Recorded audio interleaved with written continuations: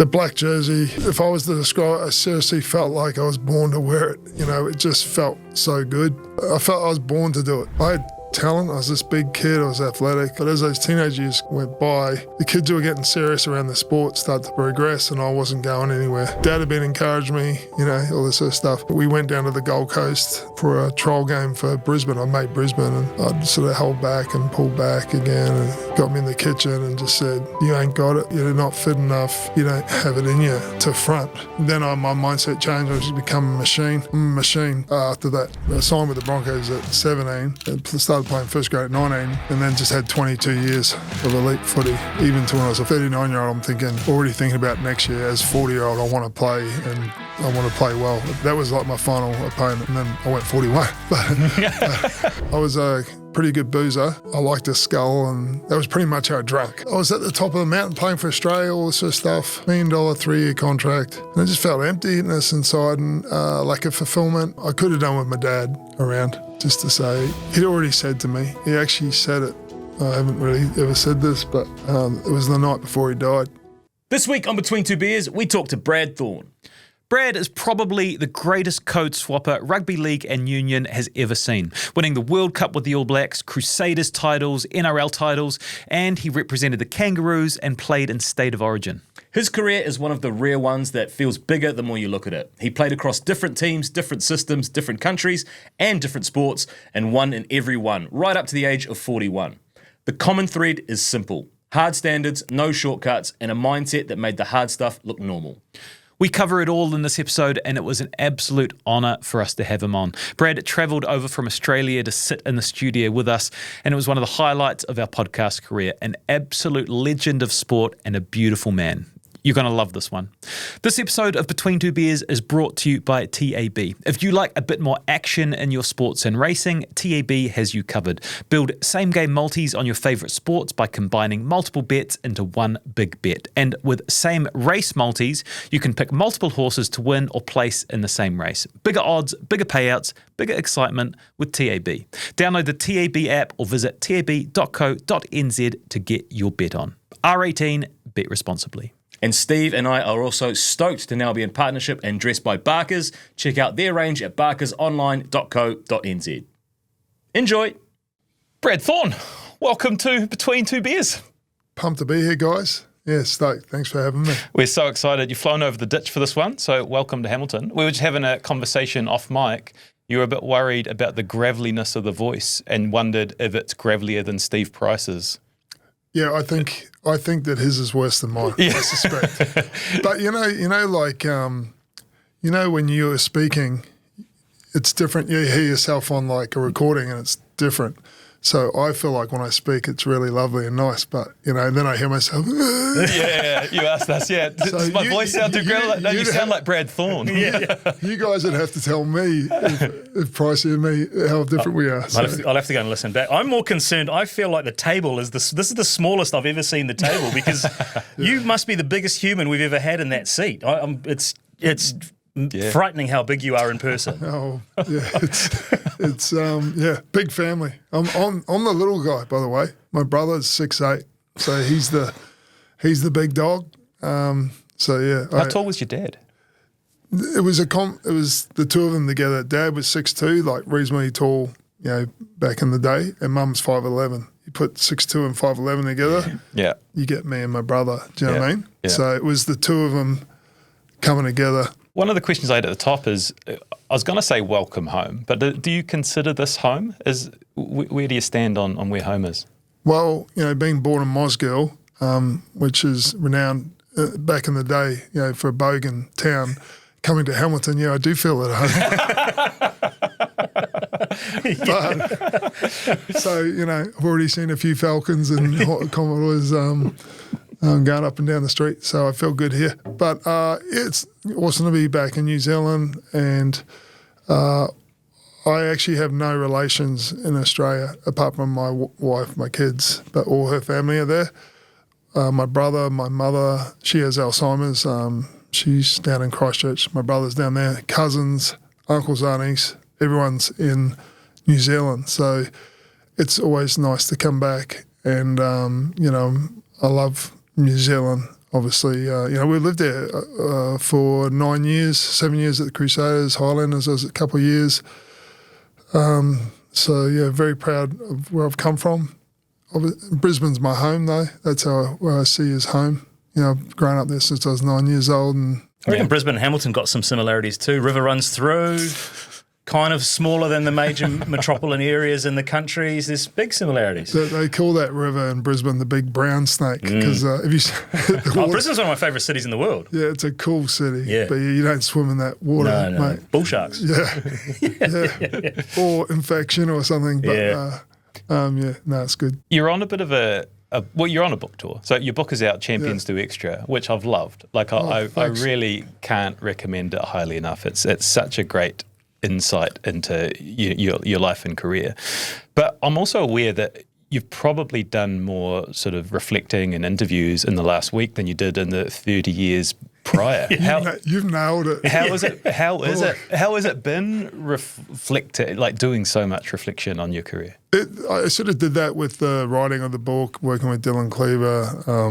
Nicola McCoy was my editor, and I was thinking, I finally had time to think. I signed with the Broncos at 17, and started playing first grade at 19, and then just had 22 years of elite footy, foot to the floor, like trying to just achieve things, and always the next year and the next year, even to when I was a 39-year-old, I'm already thinking about next year. As a 40-year-old, I want to play, and I want to play well at that age. That was like my final opponent. And then I went 41. But it's like one of those, those shows that they always have a. But, and then I had 8 years of coaching that turned into 6 years as a head coach. And, so it's just flat out. And so I was just living, and I had people talk to me about doing a book, back in 2012, 2013. And it would have been a good time. I'm busy and I'm living life. So to step down, to have that time to just take it a bit easier, gave me the time to devote to that book. If you're going to do it, I wanted to do it well, and it was the opportunity was there to do it, and that's when I had process and think about different things. It's autobiographical, but it's also, I don't know if you've read at the back, it's got Thorny's thesis. Thesis, yeah. That's something I sent to Leinster. I played for them. We won a title. The senior players hit me up about, they were looking at their culture. What did I think about it? Instead of writing a few words, once I started, I thought, well, I'm going to talk about excellence. I better do it well, and I wrote all my thoughts down for the first time. That Thorny's thesis, I just carried that in my head. Finally, I organised it, put it together. So the book, if you read the book, those bits are sort of throughout the book. They sometimes they're a bit clunky, like they just, but it's sort of, it's like a structure for the book. It's autobiographical, where it's me as a kid going through. So if you're sort of finding out who I am, and then it's that structure of my thoughts on different things. And so it was solid to get it done. And like you guys have nailed it. I was pretty reserved. I would prefer to visit a hospital or I prefer to do that than to do media and things like that. And to the last 2 to 3 weeks, one side of it's been really cool because people have been so welcoming, you guys included, and you get to, I guess, express and say your things. A lot of times throughout my career, I was at the Highlanders. I actually did the gym there. I was there for 2 years. When the Highlanders were talked about, they won the final the year after I left, but they talked about Tony Woodcock, myself, and Manonu going down, and it was a bad year, and then we left. Guess what? I didn't leave. I coached the gym for the entire squad for free. Yeah. As well as played, as well as having 4 kids. Yeah. I couldn't leave the Highlanders, and that's off that season. We'll be right back after this short break. It's so cool to pull back the curtain and read all of these insights you're talking about. You went on the Matty Johns podcast last week, and I was looking at the YouTube comments, and there is so much love for Brad Thorn out there. Like, again, when someone has lived and worked in the career that you have, but they haven't really spoken about it, when you do, like, everyone wants to know. And I want to... There will be people, though, that aren't probably aware of you and your accolades. So you've collated some stuff. Yeah, here. so I'm just gonna do a little bit of reading to sort of like set the scene a little bit. So this is the 250th episode of the Between Two Beers podcast. Cool. And we often like to compare guests' CVs and sort of rank them accordingly. And we've got some good news for you. Yours is the top. Oh, wow. For the listeners, I want to read so you're aware of what we're talking to. So, Brad retired from professional sport in 2016 at the age of 41. Across his 30-year career, he won a Heineken Cup medal, 3 NRL titles, 1 Super League, 1 World Cup Championship, 1 State of Origin, 2 NPC titles, a Super Rugby Championship, 3 Tri-Nation titles, 2 Grand Slams, and a Rugby World Cup. Then straight out of playing, you moved into coaching. You coached Queensland Country, then the Queensland Reds for 8 years, which seems like quite a lot. But when I read that CV, like, I automatically go to, well, how was he raised? You know, where did he come from? Like, how? How did you do this? And your book does such a brilliant job of breaking it down. And the key word is discipline, with a huge influence from your dad. And there's 2 quick stories I just want to touch on to help sort of illustrate that. So you write about your dad, Lindsay, and you say, he was driven by the idea of self-improvement. For example, he hated public speaking. It was uncomfortable for him, but rather than avoid the spotlight, he joined Toastmasters and then put his hand up to MC any event he could because he wanted to force himself to get more comfortable. And then Robbie Deans writes about you. My first experience of Brad's mentality towards preparation was at Rugby Park in Christchurch at the end of a long pre-season day of conditioning involving 5 different sessions. The All Blacks players were on extended leave and we were building the next generation in their absence. Most were in the recovery position, exhausted from the day's exertion. Brad was at the corner of the ground doing extra shuttle runs.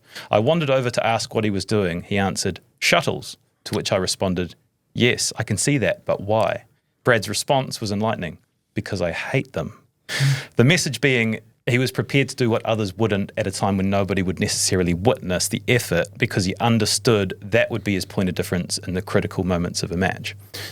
So all of that framing is to sort of ask you about your upbringing, because there's real similarities in those stories and leaning into things which were discomfort or you both hated. And the relationship and lessons you learned from your dad. So can we sort of start there and talk to that? Do you know what's just sitting here, hearing you put those 2 stories together? I've never done that. And I was forcing myself to do what I didn't like doing because you're a big man and we have to get up and down off the ground. That's why I do that run he was talking about. And Dad did force himself to do, I know he forced himself to do those Toastmasters events. He didn't want to do it. You know, it's cool. I've never thought about those 2 things like that, and you're bang on. The thing that I love from my father was that he didn't have a dad. You know, I had a dad that wanted the best for me and my brother and drove us, you know, in a positive way, not in a, you know, negative way where it's, you know, you get these fathers that are over the top. But when we needed a kick up the arse, he was there to give it. So, but yeah, you'd love to be able to go back in time and just say, well done, son, you know, to my dad, because he, you know, state housing, alcoholic father, bread and drippings, you know, with sometimes dinner. And he looked for role models, and he didn't have that relationship with his dad. And his dad was a great story of where he saw a priest and he got his alcohol under control. He did AA, and then he actually used to help people, my granddad. So that was his journey, but there was damage was done. There's no tightness there. The hardest, 2 times I've heard the hardest tears I've heard. First time was Dad took me back for Granddad's funeral, his father. And we're at the funeral place, everything's fine. You know, we carry Granddad out. Dad says he wants me. I was 13. I'm carrying it, and Dad's at the front. We get to the door, and he burst out in just painful tears. And I think that was just the son, the relationship with his dad, and, it came out. The other time I heard that sound was when I had my firstborn son, Brendan. He's a baby and so precious, and I was down in the kitchen and I heard my wife, terrible sound of, painful crying. I thought I was very protective of my son. I thought maybe he's caught death or something immediately, and it was her brother had died in a car crash. So I don't know why I'm sharing that, but I'm just saying, with going back to my dad, I have so much respect for him, where he didn't have that strong influence, but he sort of went, he pumped into us everything he wished he had. That's what he went off, and he was lucky to have good role models. His first boss he did watchmaking and was hard but fair. There was a neighbour who was a good man and whatever. And so Dad, if you talk to me, my brother's he's an accountant for Deloitte's down in, he's like a partner, successful guy down at Christchurch. And myself, I got you listed off those things. That's all You've done nice. some stuff. But he was our sort of like, me and my brother say he's like a hero. There was a dynamic shift though, because you did inherit some discipline and some traits from your dad, but you described yourself in the book as kind of a lazy kid, like the laziest kid that your coach had in 15 years at under 14 level.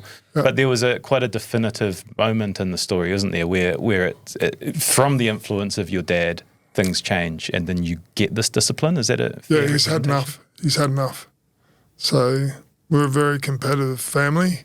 I had talent. I was this big kid. I was athletic. In the book I talk about when I played AFL. I played state AFL.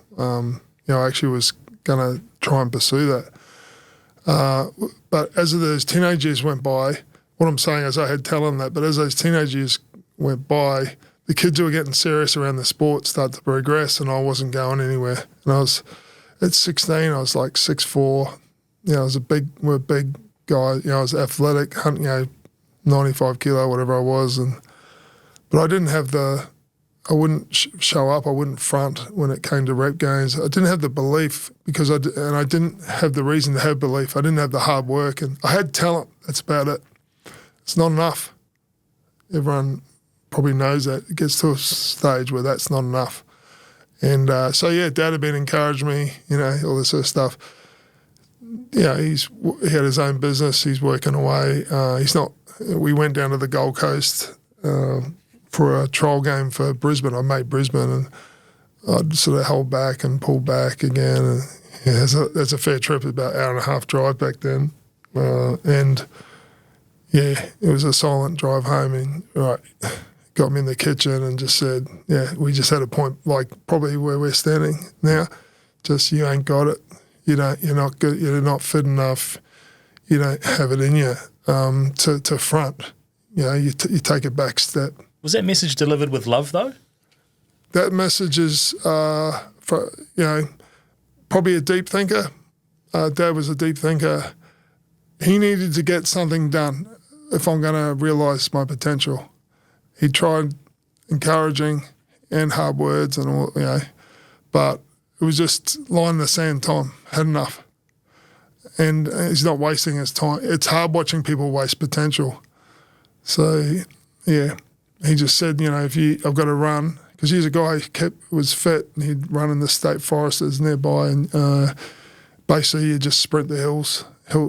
Basic that people all around the world, it's often a trait that, sprinting hills, but I was to jog and anything that was flat or down. So there's no stopping, it's recover on the run, learn to, and he basically said, you don't do that, I'm not driving you to training, I'm not doing it, I'm out. And then that's where I went, whoa, okay, big guy's serious. Next day, I go to the state forest, something happens in that forest. Halfway through my run, and I just felt awesome. It sounds daggy, but I felt like joy. I felt like pins and needles on my neck, and I remember I said out loud, "This feels good." And I did the run, and then probably the key one was a couple of days later, was I going to do it again? I'd done it once, but you can do things once. I'd do it again. It got to that time in the afternoon. I used to cycle 17K, 8.5K to school and back. Be playing, touch footy at lunch. I'll be knackered. Get to that time in the afternoon. Am I going to go do the run? Yeah, I'm going to go do it. And take myself over there and run my guts out. And then on my way, boom. So you just see like this, everything up to 16-year-old in that time, and then everything changes because now you've got 6'4", 95 kilo, 16-year-old. I was fast. I used to win the 100, and now I have work rate, and then work rate and talent and stuff. Along comes and effort comes the reward. I got reward. I made the state side, just snuck on the bench there. And then that massive word belief come in, and now I've got the, I've got the recipe, sort of thing. I know reward for effort, and then my mindset changed. I just become a machine. I'm a machine after that. Everything changed. Sitting at home, I'd sit down the side of the house with my dog, and I'd just be thinking about things I wanted to achieve. I hadn't thought like that before. When I was in the state forest, I'd be, talking. Basically, the thing I'd always be saying is never stop, never stop. It wasn't next to a road where I had people around. It was just in a forest, just me. I would be using footwork. I would run always on the, if there's a path, you have a rough side, I would intentionally run on that side. Sort of like you sit around my dad doing the thing and me doing that run, wanting the harder road, how does that manifest? That I started to think like it just completely transformed, and I was a hungry dog after that. Brad, was it in every facet of your life, or was it just in the physical manifestation of like trying to get better? It was around the footy, and I wasn't paying as much attention to my schooling. I just cruised through, really.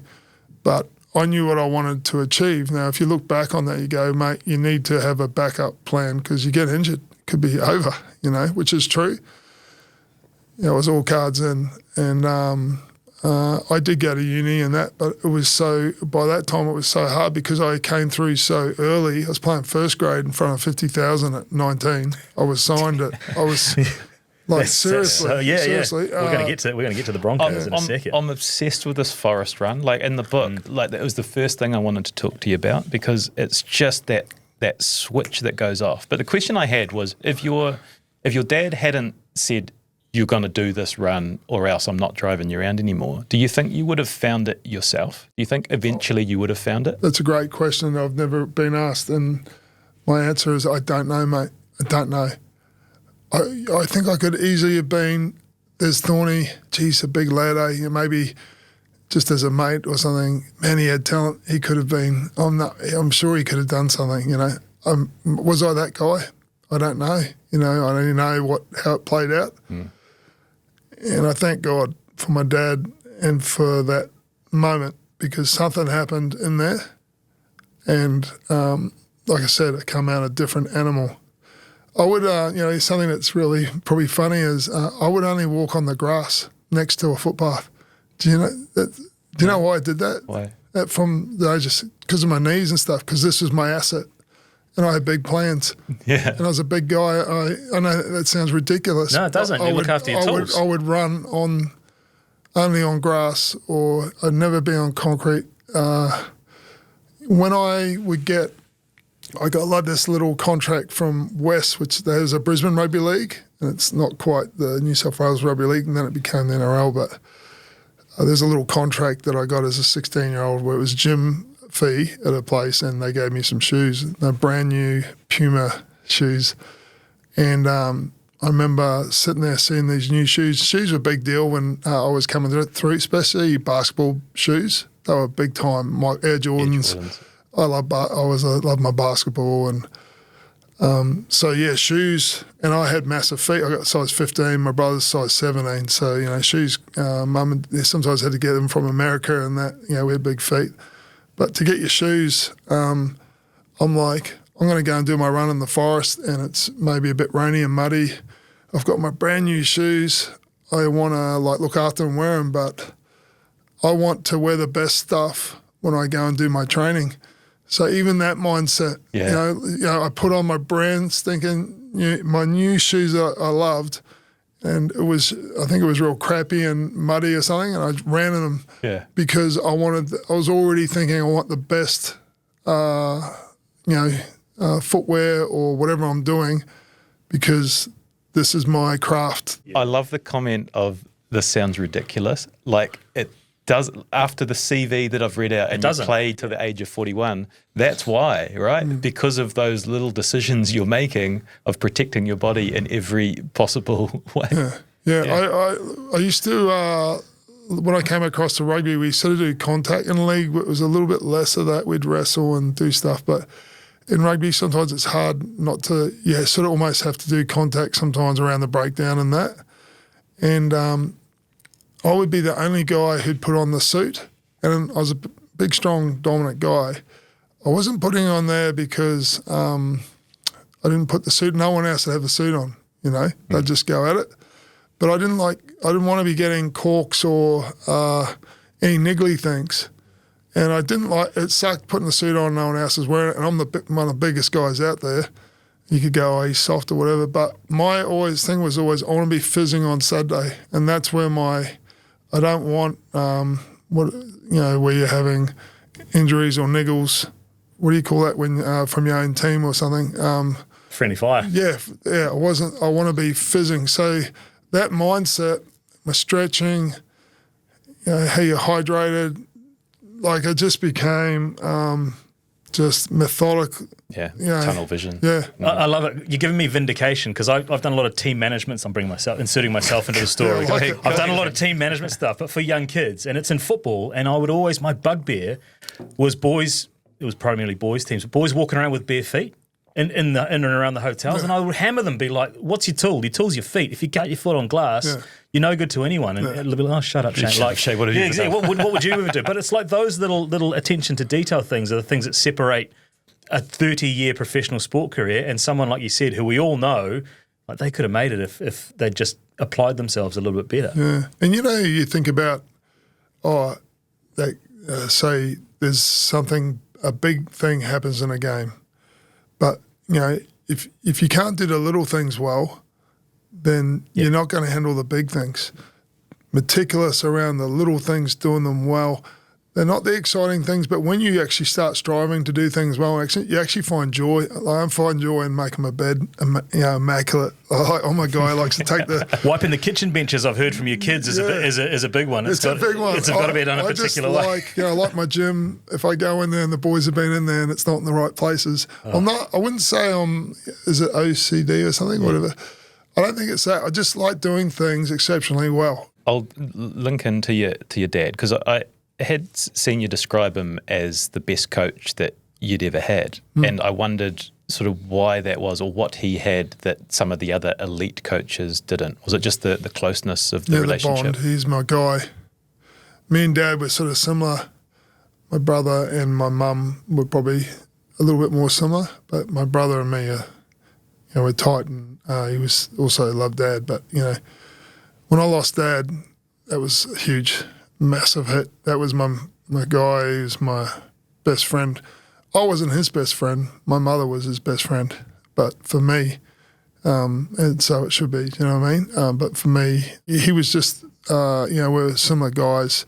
I could, me and my dad, we would open hand spar, as a teenager, young fella, wrestle.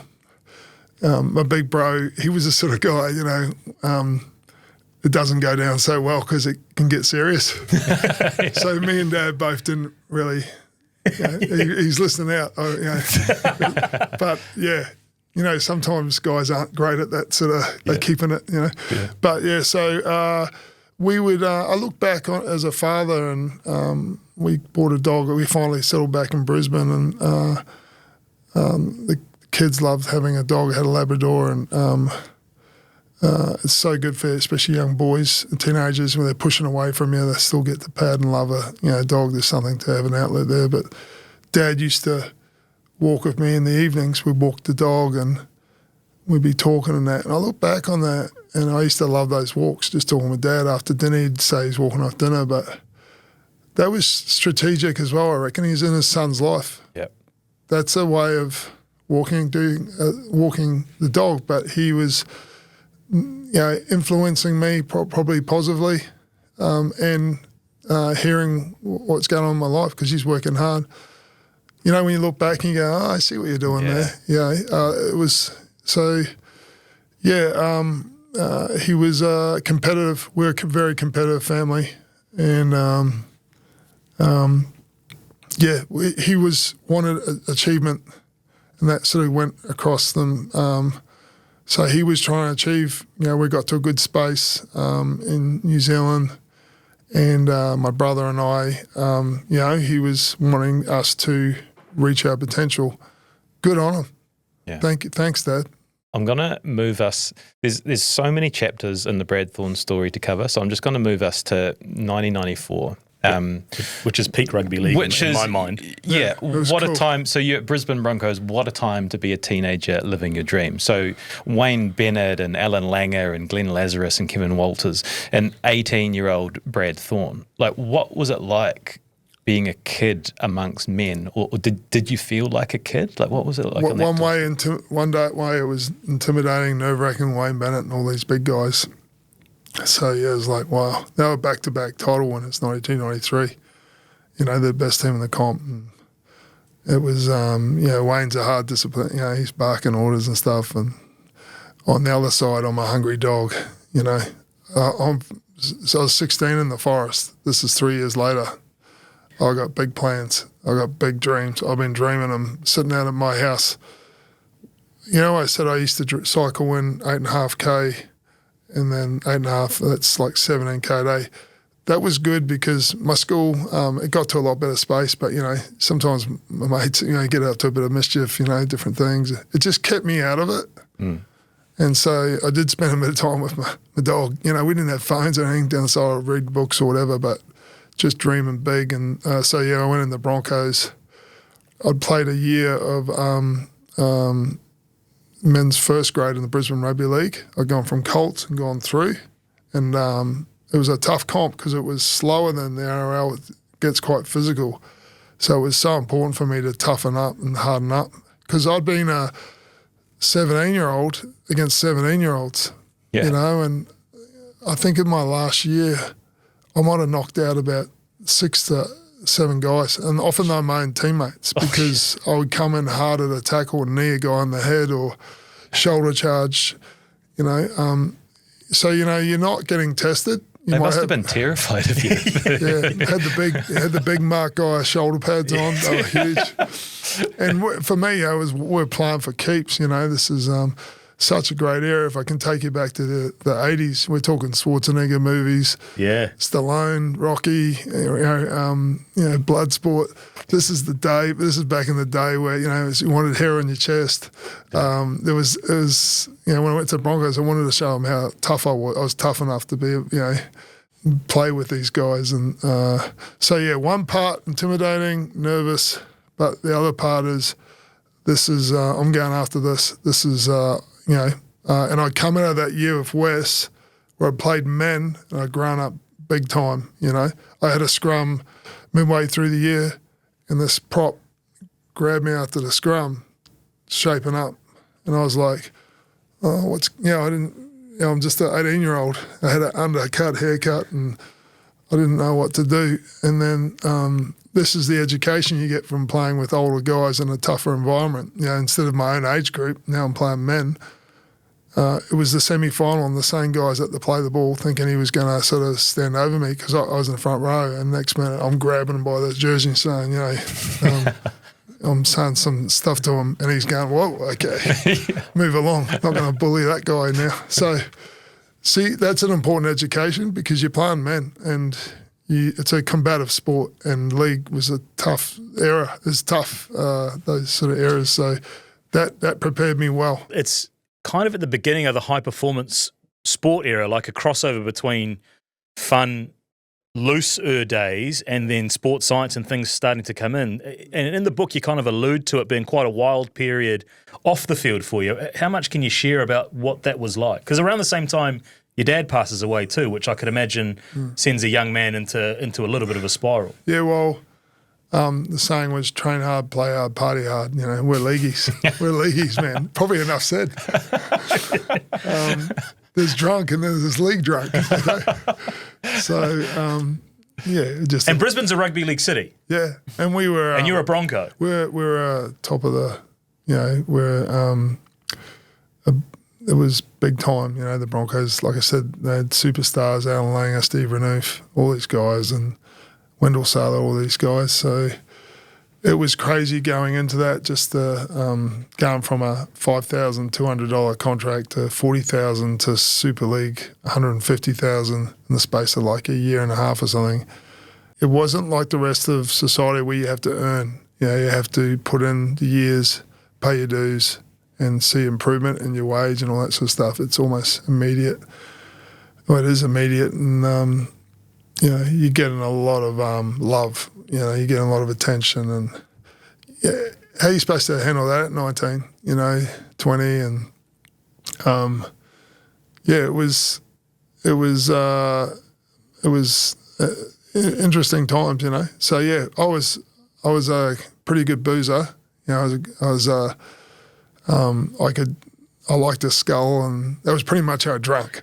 Yeah. I wasn't really I feel like we're similar because I no longer drink anymore. But back in those days, I was the same. It was I had one style of that book, next same. one. Yeah. And have you finished that one? I'll have that one as well. You know, like I imagine it would take a fair bit to get you going too. You got a big vessel to fill up with booze. Yeah, you know. Yeah, but I was. I don't really like to glorify those times, but yeah, I was right amongst it, and you know, black out and not remember things, and you know, my I don't know about yourself, mate, but I never threw up. My superpower was I could I had the worst hangovers. I had to process all that alcohol, and it's all the stuff that goes with that as well. There's the fun with the boys, but there was loose living there.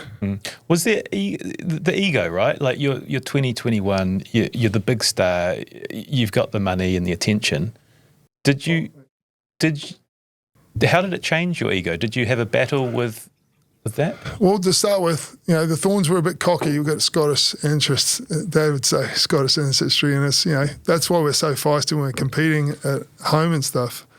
And then you add the ego of, you know, going into that arena, you know, the Broncos, 50,000, you put a head on, you know, you're on posters, people start to know you, all this sort of stuff, and you get out of control, you know, and,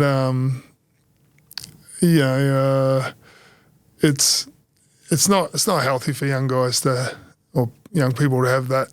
It's not normal, is it? You know, so you got to be grounded, you got to have good people around you, and we had a good way at the Broncos, this banter and stuff, and Wayne was pretty good. I could have done with my dad around, you know, just to say, he'd already said to me, he actually said it, I haven't really ever said this, but it was the night before he died. He said, alcohol's going to hurt you, mate. So, because I was starting to hit it hard, you know, for about a year or so. You got to remember he's growing up with a dad who's an alcoholic, and he was never a big drinker, just in moderation. So, yeah, it was just, you know, a lot of people do that though. You know, you think about people going down to Otago Uni, everyone's you know, binge drinking, and I was probably similar to a lot of people, but yeah, I guess I had a lot of things going on because we were top of the town, you know. You were top of the town, and I've seen you and heard you speak about this before, but you had money, results were going your way, but you had a feeling of emptiness during that time. And I'm just interested in exploring how do you reconcile that walking around bulletproof but having that feeling inside you? I couldn't.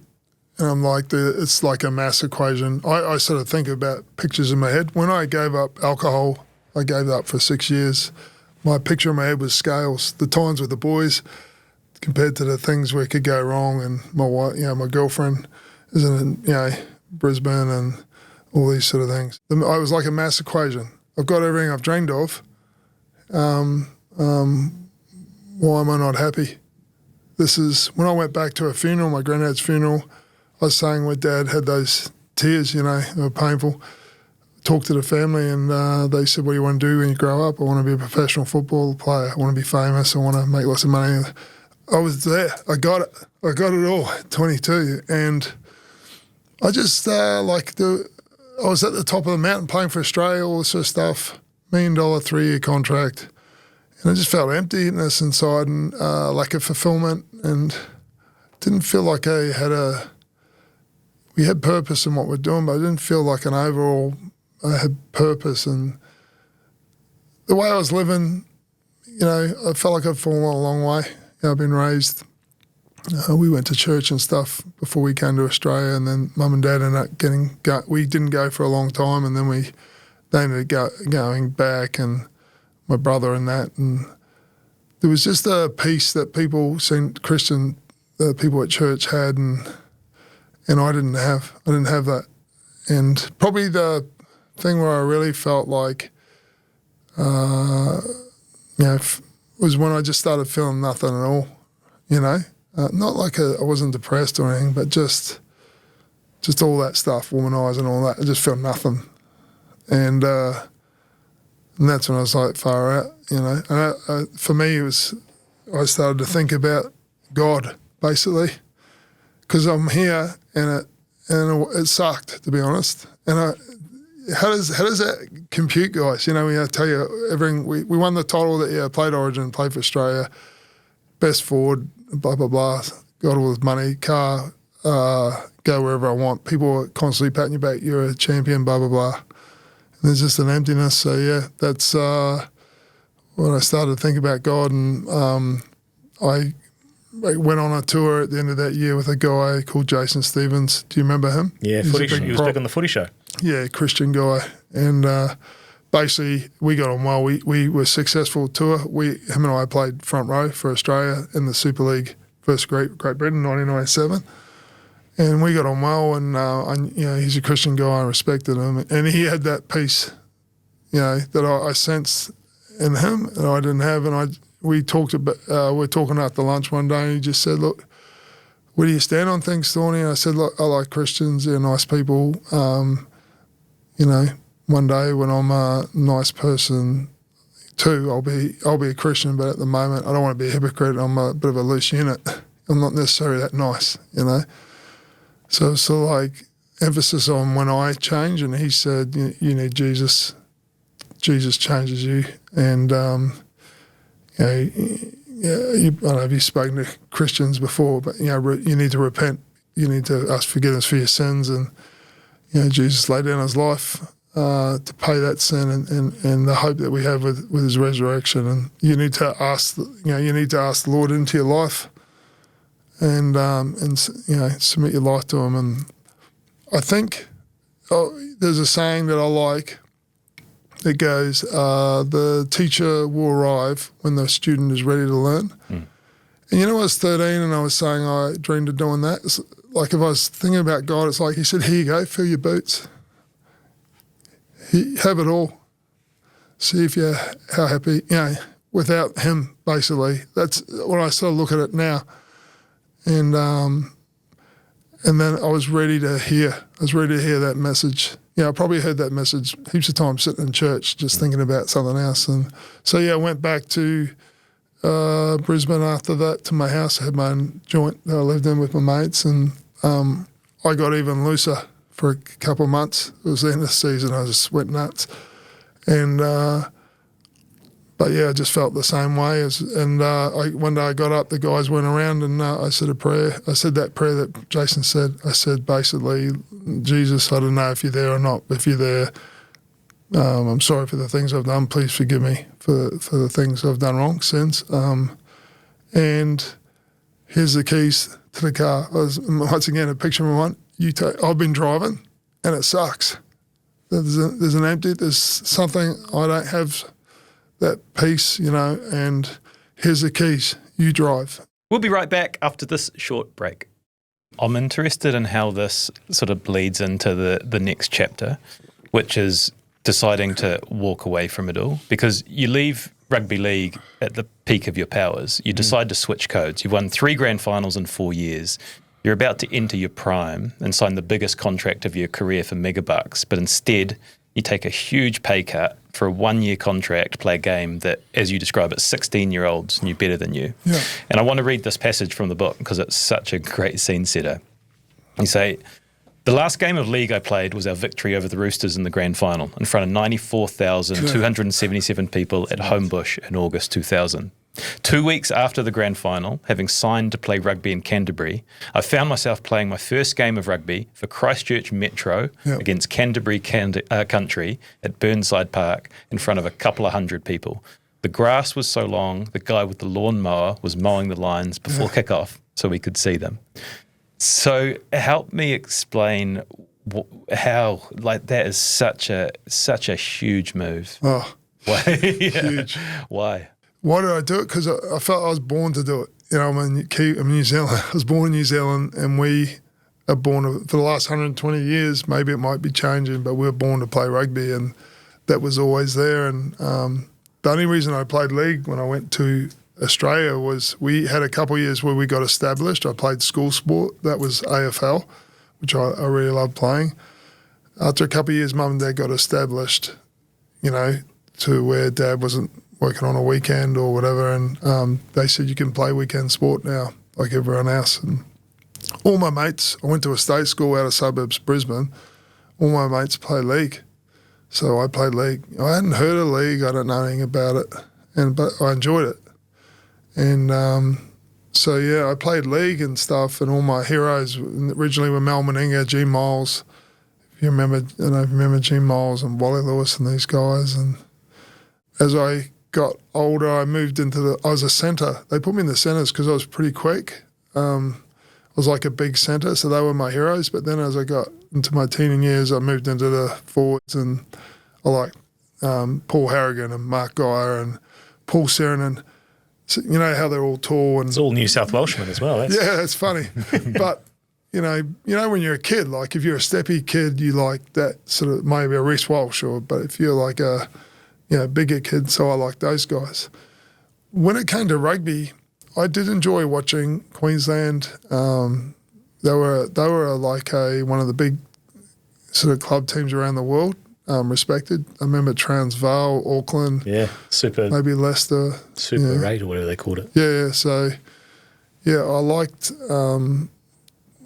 the rugby.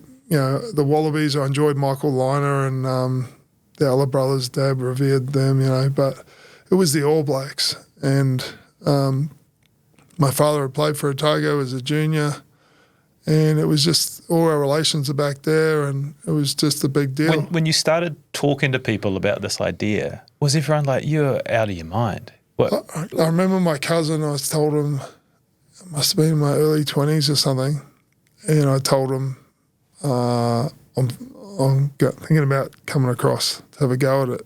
And we're all tight. He's like a brother, this cousin of mine, and a successful guy. And he goes, I remember him going, nah,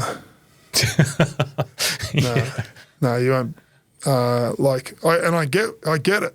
But it was sort of like, no, mate, I don't see that happening, which I get. Because I'm wondering, like, what prep did you do in the 2 weeks between playing the grand final and going to play club footy? If you watch me play that game, you go, look at this battler. If you didn't know me, he's just this big guy. Maybe I did a hit, maybe I did a couple of runs, but I'm running around, and I had to learn.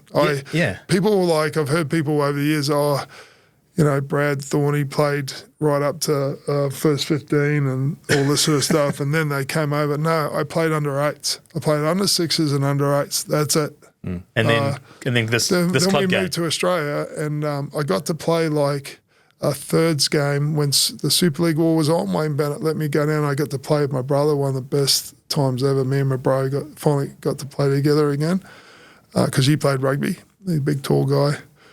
But yeah, apart from that, that was my first game, and my research was Rugby News. Shout out to Rugby News. I'd buy that. We'd go to the airport, and because we're going down to Sydney every second week to play our opposition for the Broncos, I'd buy the Rugby News and I'd look at, just all the goings on. And I'd watch rugby. Amazing. Yeah. I watched my brother play. When I used to watch him, he won a title at Jeeps. He played with Ben Choon, Herbert brothers, Daniel, and the other Herbert. The Cobain brothers, I remember Matt Cobain, these sort of guys at Jeeps. They won a title. I love the detail about the struggle you had in that first year, because you described league as like a 400-metre race, whereas rugby is like a decathlon, and there's so many different parts of the game you have to learn. There's the line out and the mauls and scrums and all these things you have to become expert in, and you're battling away. And I'm just wondering the mindset, because you have gone from literally the top of one sport to being a third choice in a new sport you're trying to learn at the age of in your mid-20s. Yeah, and the mindset was hurting big time. Yeah, and the mindset, I used to pride myself on being like first to arrive, last to leave type style. I was last to arrive, first to leave, because I didn't feel comfortable. It was a different a different way. It was just so humbling, and you just spent the whole time, no, do it this way, do it that way. You're getting in the road, people are moving you in the line out. It was the best way would be to play a year of club rugby or something, when no one's watching, but you're on an international stage and you're playing with a team that were a 3-time championship team, 98, 99, 2000, the Crusaders, and they had a tough season, so it wasn't necessarily that the vibe was that great with the team weren't happy because they're used to being successful.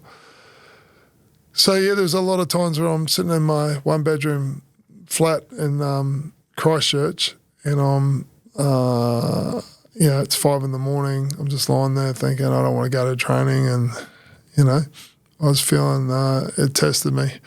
It's so important in life. I knew that it would be hard, but not that hard, and I think that's a big thing for people in life. You don't always need to know how hard it's going to be, because maybe you say, no, I'm not going to do that after all, Once you're in the frying pan, you're in. The zoom out of this is you go on to win a World Cup and play 40-plus times for the All Blacks. But are you proud of the way you pushed through that year and sort of kept moving forward? Maybe not proud, but not so much proud, but looking back on it, just valuing it as massive for me as a character. Do you know what I mean? I was talking about my faith before. It brought me closer to God, because I was by myself in a one-bedroom. I spent more time, I guess, praying and reading my Bible and stuff. Persevering, being humbled, being challenged, and I'm grateful as well. A guy like my brother stepped up to the plate when I came back after Super Rugby and I was down and out, and I had even relations saying maybe league suits you, my mates, all this sort of stuff. And he's like, I dedicated myself to a year. I knew that was important when I went. There's no getting out. Once you're there, you're in.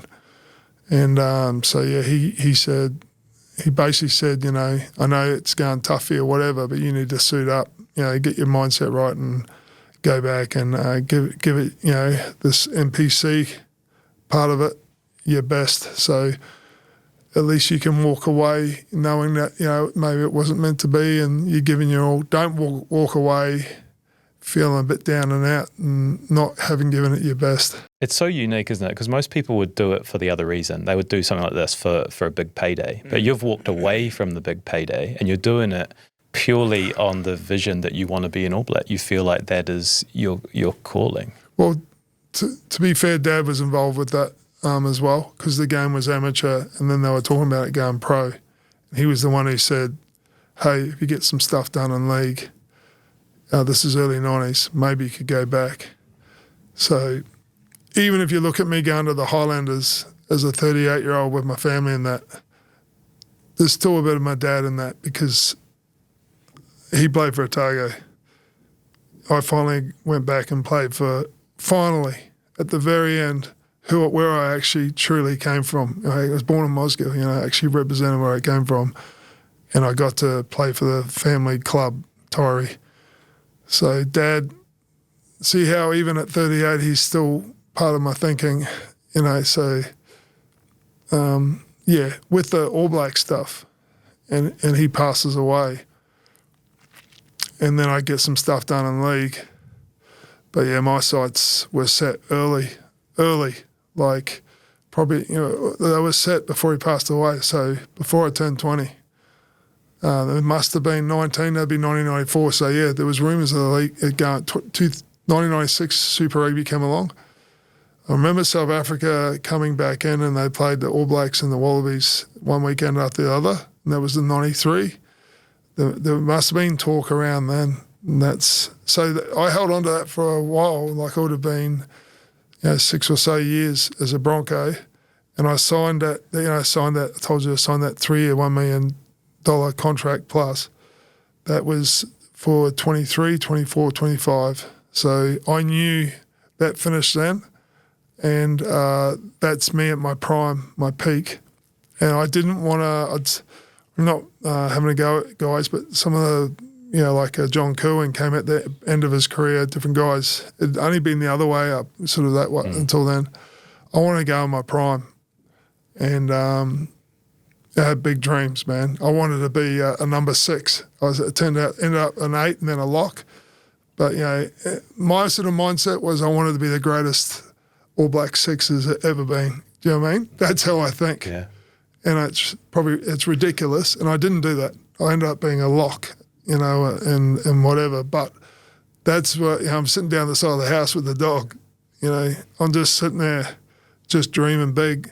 The thing is, guys, I could never dream that big. How it ended up happening was crazy, and the whole journey. So yeah. And there's a footnote which I remember when it happened, when you do get called up to the All Blacks and you turn it down. Yeah. Talk me through that. Yeah, that was doing the NPC, and part of me, I had like these 3 questions: do I like rugby? Am I any good at it? Do I like New Zealand? All of them were no. When I spoke to my brother halfway through the year, after NPC, it was like, those things are turning around and stuff. Same time, I've got my girlfriend finally, met, this girl, and she's back in Brisbane. Even with my faith, it took me 3 years to get to that place where I sorted out alcohol. Do you know what I mean? So I'm a man getting my house in order, I guess, as a man under God, a man of faith. So you put that all together. I wasn't sure about continuing rugby after that year. I remember I said I'll do that year, but the contract was a 1-year contract, but it was like an optional 2 more years. So if I played for the All Blacks, you can just walk away, or go on for the next 2 years. I didn't know how I felt. I wanted to go back home and just think about things, just everything, and so that's why I made that decision, and that was a tough one. Yeah. It's a hell of a half-time break. Well, this is the half-time. Like, what are you, 24, 25, right? Like in the prime, and you take a year off. Yeah. All sport. You spend time with family, and you just, like, that is unheard of, right? That was huge, mate, because it was after, I told you how important that year was of going through the character building of, the humility and all that sort of stuff. That year was important because I tasted some balance. Everything seemed so important, and I was all cards in, and this is so important that, you know. And that year I met people who weren't really into sport, you know, didn't read the back page. Great people, intelligent, you know, different circles of people, and I got out of professional sport. I just spent time with my lady as well, you know, in Brisbane, and we did a bit of travel, and we ended up getting married, and we went overseas for a little bit, and all these sort of things. And I noticed that my body was a bit sore, and it got, you know, like, you know how you just get that condition there's this pain, but you don't really feel it. But I noticed that it got rested, and you know, early in the year, and I reckon that benefited me. You know, you talked about the half-time. It was a half-time in my career. I reckon there's some key things in there that were helped me play for so long. You know what I mean? Not just walking on the grass. Yeah. What else? I think the alcohol was massive, because I had a 6-year break, 26 to 31, until I learnt how to be a man and actually handle alcohol properly, which is moderation, you know, just enjoying it for what it is. And I wasn't handling it. I wasn't, you know, so. Was it difficult in those court sessions when everyone's getting on it and you know you can be that guy, but you're just sitting there with the water? I can be the guy. I was the double jug skull guy. I could do, but, you know, that's my hat. I can be a king in here amongst these guys, and it's going to bridge the friendship and all that sort of stuff. So I'm drinking waters, and you sort of almost look down on, you know. And there's a few guys who are like that, but I felt like Superman in those 6 years. I think there's a huge part. Everyone else in that era, in that culture, all the teams are having court sessions, and alcohol takes a couple of days to, you know, you feel a bit crap the next day. The next day you still feel a bit, probably a bit yucky, or, you know, you're just not as, you know, fresh. I'd be going and I'd feel awesome, and I would go into the gym and I'd just be lifting, and so I felt like I was going like that, and everyone else would be going like that. Well, like if you said it in a harsh way, if you just drinking too much, it's like almost like they were poisoning themselves while I was hydrating. I was getting better while they were getting weaker. Yeah. And I reckon that was a massive part, because I just played games, footy, and feel like I played squash.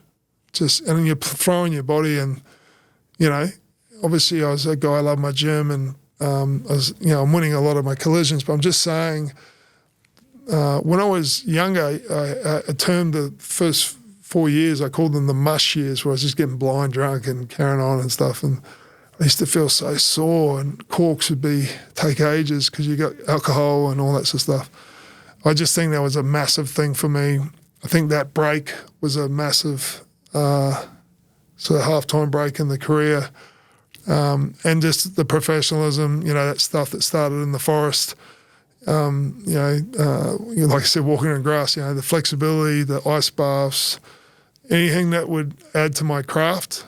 I was lucky, the Crusaders and Broncos, I'm around good coaches, good S&Cs, and whatever is good I take and add to my package. And it's just like snowballs.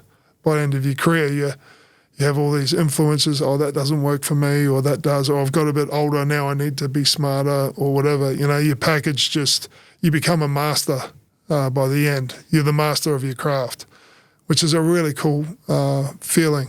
Do you know what I mean? So, yeah. The other insight in the book, so there's two big ones with sort of health and wellness. One is the alcohol and what you've just spoken about. And the other one is your anxiety, which you give a window to, which from the outside, again, it's like he's got it all together. But inside it was quite a different story, wasn't it? Yeah, that's sort of in our family. And it sort of helped in the last 20 years, like the last 10, 15 years, I talk about mental health and anxiety, because didn't have any of that talk. So I just got to work out how to deal with it, you know. But I reckon my granddad suffered from that. I reckon that was a big part of his alcohol, because I've read stuff in his army notes when he went into the training and that, because he was in Africa and Italy and stuff with all the Kiwis and Aussies, about him saying he was anxious sort of guy. And he used to bricklay, I think, with his dad. So, you know, my cousins, aunties, I know, you know, we sort of battle with anxiety. So it sort of it hit me real bad when I went to uni for the first day. I was in a lecture theatre and I just freaked out and they're like, what's going on? That's just weird, you know? And I just felt like I had to get out of there. I was sweaty and I got out of there and just thought, what the heck? I remember going to the toilets, looking in the mirror at myself, just going, what's happening? I think it was just the amount of people and I just felt, I think you call it social anxiety, you know? I just felt just a massive amount of stress, you know? And I went to a shoot the next day and I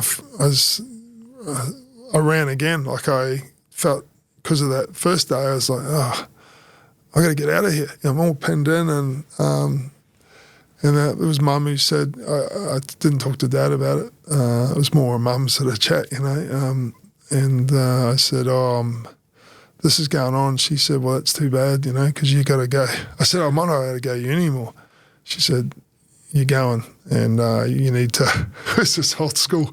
Yeah, these days you probably go and see psychologists and you might work through these steps. Yeah. And that's what I realised was this will sound funny, but I need to stand and fight sort of thing. I know that sounds ridiculous. You've got dudes are hungover and people sitting there. It's just a lecture theatre. Yeah. It's cool. It's no big deal. But I was sitting in there, tongue's too big for my mouth, soaked in sweat, thinking of anything I could to stay in that room. I know that sounds crazy, but yeah, I'm just putting it out there. It doesn't for people that have felt that feeling before, because I feel like it's quite common when it's spoken about like that. I'm curious, did it come through or show itself through your footy career as well? Yeah, just like an example at the Broncos, if you ask any of the guys, I was sitting next to the door because it was like a psychological thing. Just I was close to the door, it was all jammed in and I couldn't, it was pretty claustrophobic in there, but, I'm not claustrophobic, but I used to sit next to the door, I'd have the door ajar a bit, you know, that's where I always sat. So that's like a little example, or, you know, if I had to go and do media, you know, on a TV show, it's like, oh my goodness, that was, I'm worried about that the whole way in and then throughout it. And just like, you know, you got nerves, but it's more than that. So, yeah, but as I got more established, I felt more comfortable and I love people. This suits me so much. This is what I like. I'm not, even to this day, it's, a lot of people would say that though in front of a whole heap of people, you know, so you're presenting and stuff, you know, that's a pretty solid one for me. But like my father, I've done speaking for 20 years. I just lean into I walk forward. Yeah. Do those feelings of anxiety still bubble up in any way in your present life? I was on the news this morning and, I could feel it. And, you know, my strength is the Lord. I pray about it and, as we're just saying, I'm walking forward. I'm not backing down. I'm not going to be, I don't believe I've been put here to bend the knee to that. So the second act after the halftime break is a bit of a yo-yo. There's rugby and there's back to the league and then there's back and there's a World Cup win. But I'm interested in the All Blacks debut because you work your way up and you do get the call up and you're running out. What's that like with everything with your dad you've spoken about? Was that a highly emotional day and moment? Probably that other people wouldn't have realised, but when I first got my first game for the Broncos, exactly the same thing always happens with me. My head gets really hot, and I get pins and needles. Like you feel, is that the term, pins and needles? So you feel on your neck, back of your neck, and I'm like, I'm going after this. You know what I mean? I have a very, it's funny you talk about anxiety, you got negative thoughts, sort of, you're having a battle with them. in these sort of times, it's like I just have this mindset of here I come. You know, it's a dominant mindset of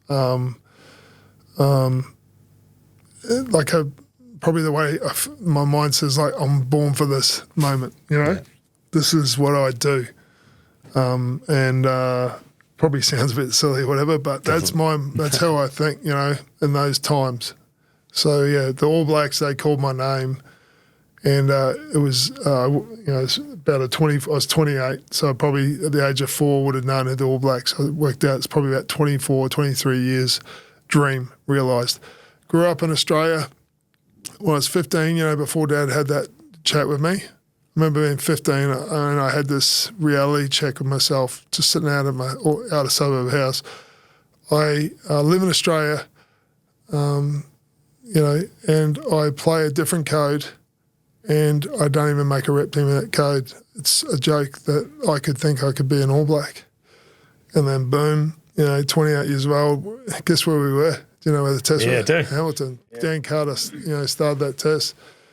And I hear my name, Thorny, you're on. And like I said, my mindset is, I'm going to get into it. And it was cool. The first play I went on was a scrum, and we pushed the Welsh around sort of off their ball. And, like the black jersey, if I was to describe it, I seriously felt like I was born to wear it. You know, it just felt so good.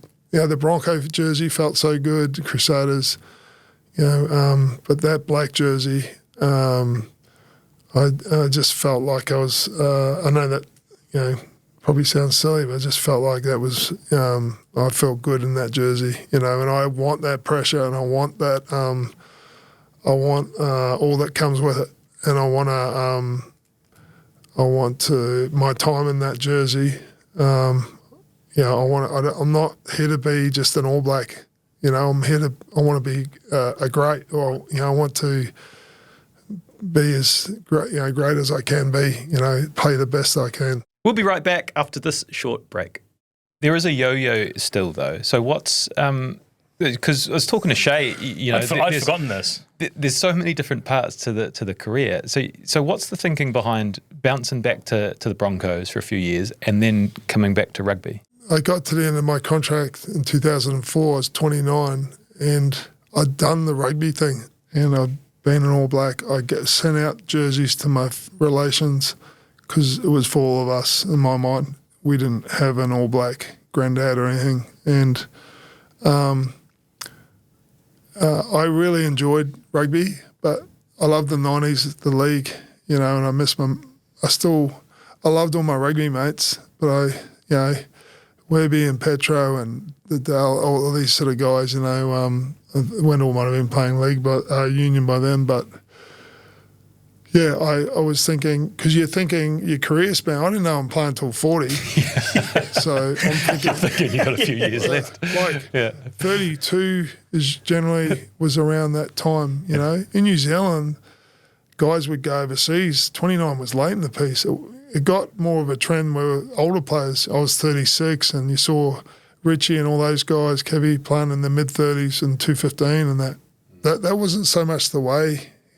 A lot of guys around my age had gone overseas, so I was thinking to myself, if I'm approaching 30, this next contract could, you know, be my sort of last one. I want to go back. And the other thing that happened was Graham Henry and Wayne Smith, Steve Hansen came in, and they initially didn't include me in their squad, and I played 12 tests the year before. I felt I'd played well, and that was disappointing.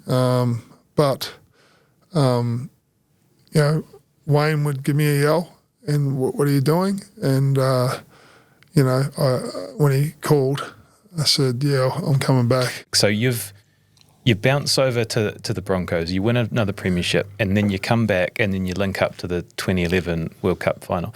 In the book, like there is such a great passage in the book about your mindset going into the sort of semis and the final, or even the group stage. It's just like that tunnel vision of I'm going to do everything we can to make this team win. And it's, you talk about players at training having a laugh and joking around, and you go a different direction. There's an example, Wayne Smith comes up and he's trying to get you to do something differently on the week leading up to the semi-final, and you tell him to bugger off because, you know, you've got your routine. Like, was that just the epitome of this sort of 25-year career of high performance? You knew exactly what you needed to do? For each of those games, for me, it was like 3 grand finals in a row, because the reality is if you lose, you're gone. So it's all or nothing in a row, you know. You know, in the 207, it was plan B for the semi. Guess what? You're not there. You know what I mean? When I did that run, you know, I talked about my mindset changed, and I was running on the rough side of the road, walking on the grass, all this sort of stuff. One thing that also changed was, you know, I said I just scraped in on that Queensland team, you know, 4 or 5 weeks later. When I approached that game, that carnival, and I played well enough to be selected, but a couple of weeks out, I realised I couldn't see past it. You know, I remember I had work experience because I was in year 11 and I was going to go into a bank or something. But all I saw was just, you know, the wall. I just saw black.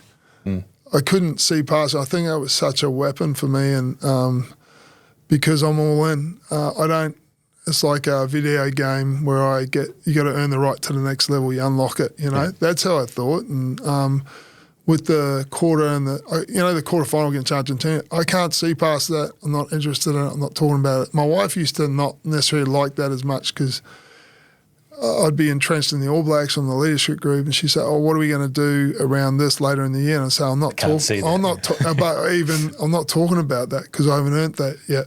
And that's hard because you got to plan as a family. You know? So I'm not saying that it's. I'm not saying that. I hear that. Why we got 4 kids, all right? We need a little bit of planning. If you had my wife Marianne here, you'd have a real laugh. She'd tell you about all these different things. So when Smithy said, "Come and do this footwork thing for the backs," you know, and it's Thursday, which to me is the primer for the game, or it must have been Friday because it was a Sunday game, I think. It's like, are you out of your mind? Are you crazy? Like, what are you thinking? You know, routine is so important. Me and Kevy used to work together. He was my guy, you know, and we would do tackle. He's a physical guy, Kevy, a warrior, and the nicest human, you know, you meet. Softest natured guy, and we would tackle each other with the pad, do a certain number, and for me it was the intention that I'm taking into the test match or the game. I'd do the same thing at the Crusaders with White Crockett. He was my guy there. You know, you just have a guy that you both get it, you know what you're trying to get out of it, and then there would be the other thing we'd do is hit ruck. They'd have a pad down there, Kevy would be over, hit it as hard as I could, you know what I mean? Do 4 of those, he'd do it as well. So, that's what I do on a Thursday. Not footwork with the backs, mate, and not in the grand finals in the World Cup. So, you know, the professor had gone crazy, you know, but it was good fun, and, you know, him being, what a guy, you know, played 10 for the All Blacks, coached, you know, he did the women's team. Yeah. He was so respected, and just a feisty little rooster, you know. He used to know how to put a little jab into you in a team meeting or something, you know. And but you know, passionate, good man, good family guy, and all that shag, and Ted was great. Yeah. It's wild to me to think back to that 2011 World Cup, and you spoke about Kevin Mialamu in the final. By the last line out, he's gone off the field. Yeah. But it's your responsibility to claim the ball, secure possession, and New Zealand to win 8-7. Your first line-out you've taken 10 years earlier? Yeah, 26. It's insane. And my nickname was Credit Card, because they can just slip the credit card under my feet. That's how high I took. No one wanted to lift me in warm-ups because I was heavy. I could dunk.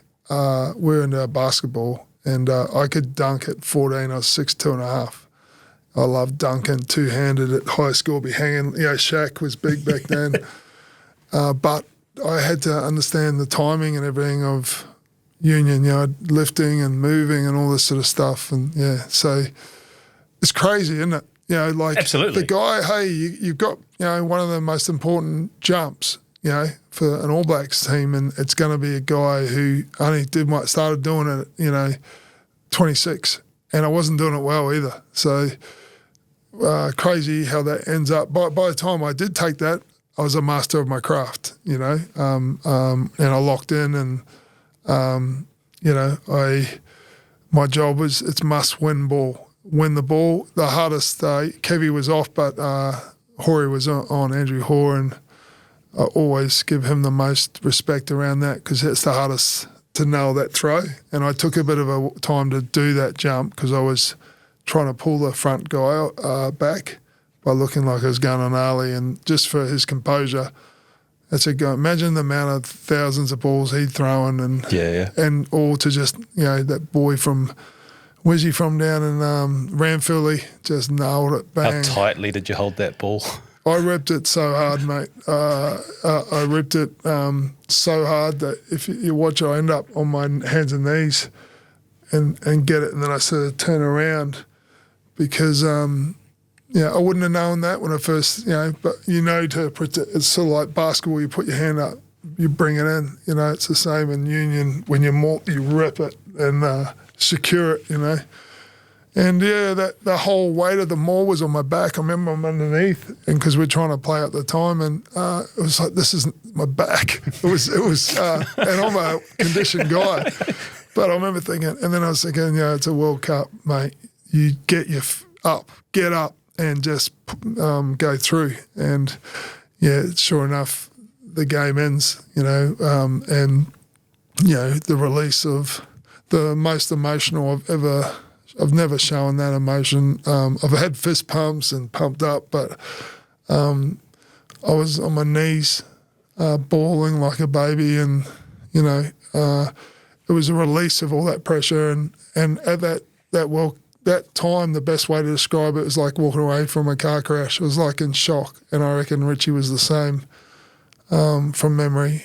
After the game, we were just like in the sheds, and I don't know about for him, but it wasn't until the next day, when 250,000 Aucklanders come out, and then I started to feel awesome, But it was just so much pressure. 24 years, we hadn't got it done. I felt like I'd really, hats off to Queensland. They played really well. I felt like I'd, hadn't put in a good performance in the Crusaders grand final. We had an earthquake. I felt like I let down my coach, my team, my area there. I was standing under the post when Tusatoa scoring, thinking, am I going to let down, New Zealand, these kids, we went out to our areas. I went to Cromwell before the World Cup to connect, and then it was, I've talked about this a bit. It was what it was meant to be, which was sort of like where we'd struggled in the past, where it got tight, and sometimes you got to win ugly. It's called winning. Do you know what I mean? It's not. We went there. I wasn't there to entertain. That's your happy place, though, isn't it? Yeah, Winning ugly. And when I had a bit of a vent sort of behind the post, and then squared up, and then it was just fight for every play and every moment, which is what it is. It's a game of footy, and play every play individually, collectively,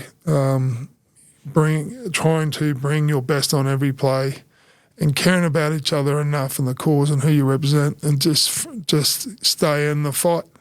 That's what winning ugly is about. And they wanted it, the French, and so much respect and credit to them. And because they made that game as well, and we wanted it, and it came down to just what it did. And the cool thing was we were so connected to the people in New Zealand. The crowd were in pain. You could feel them.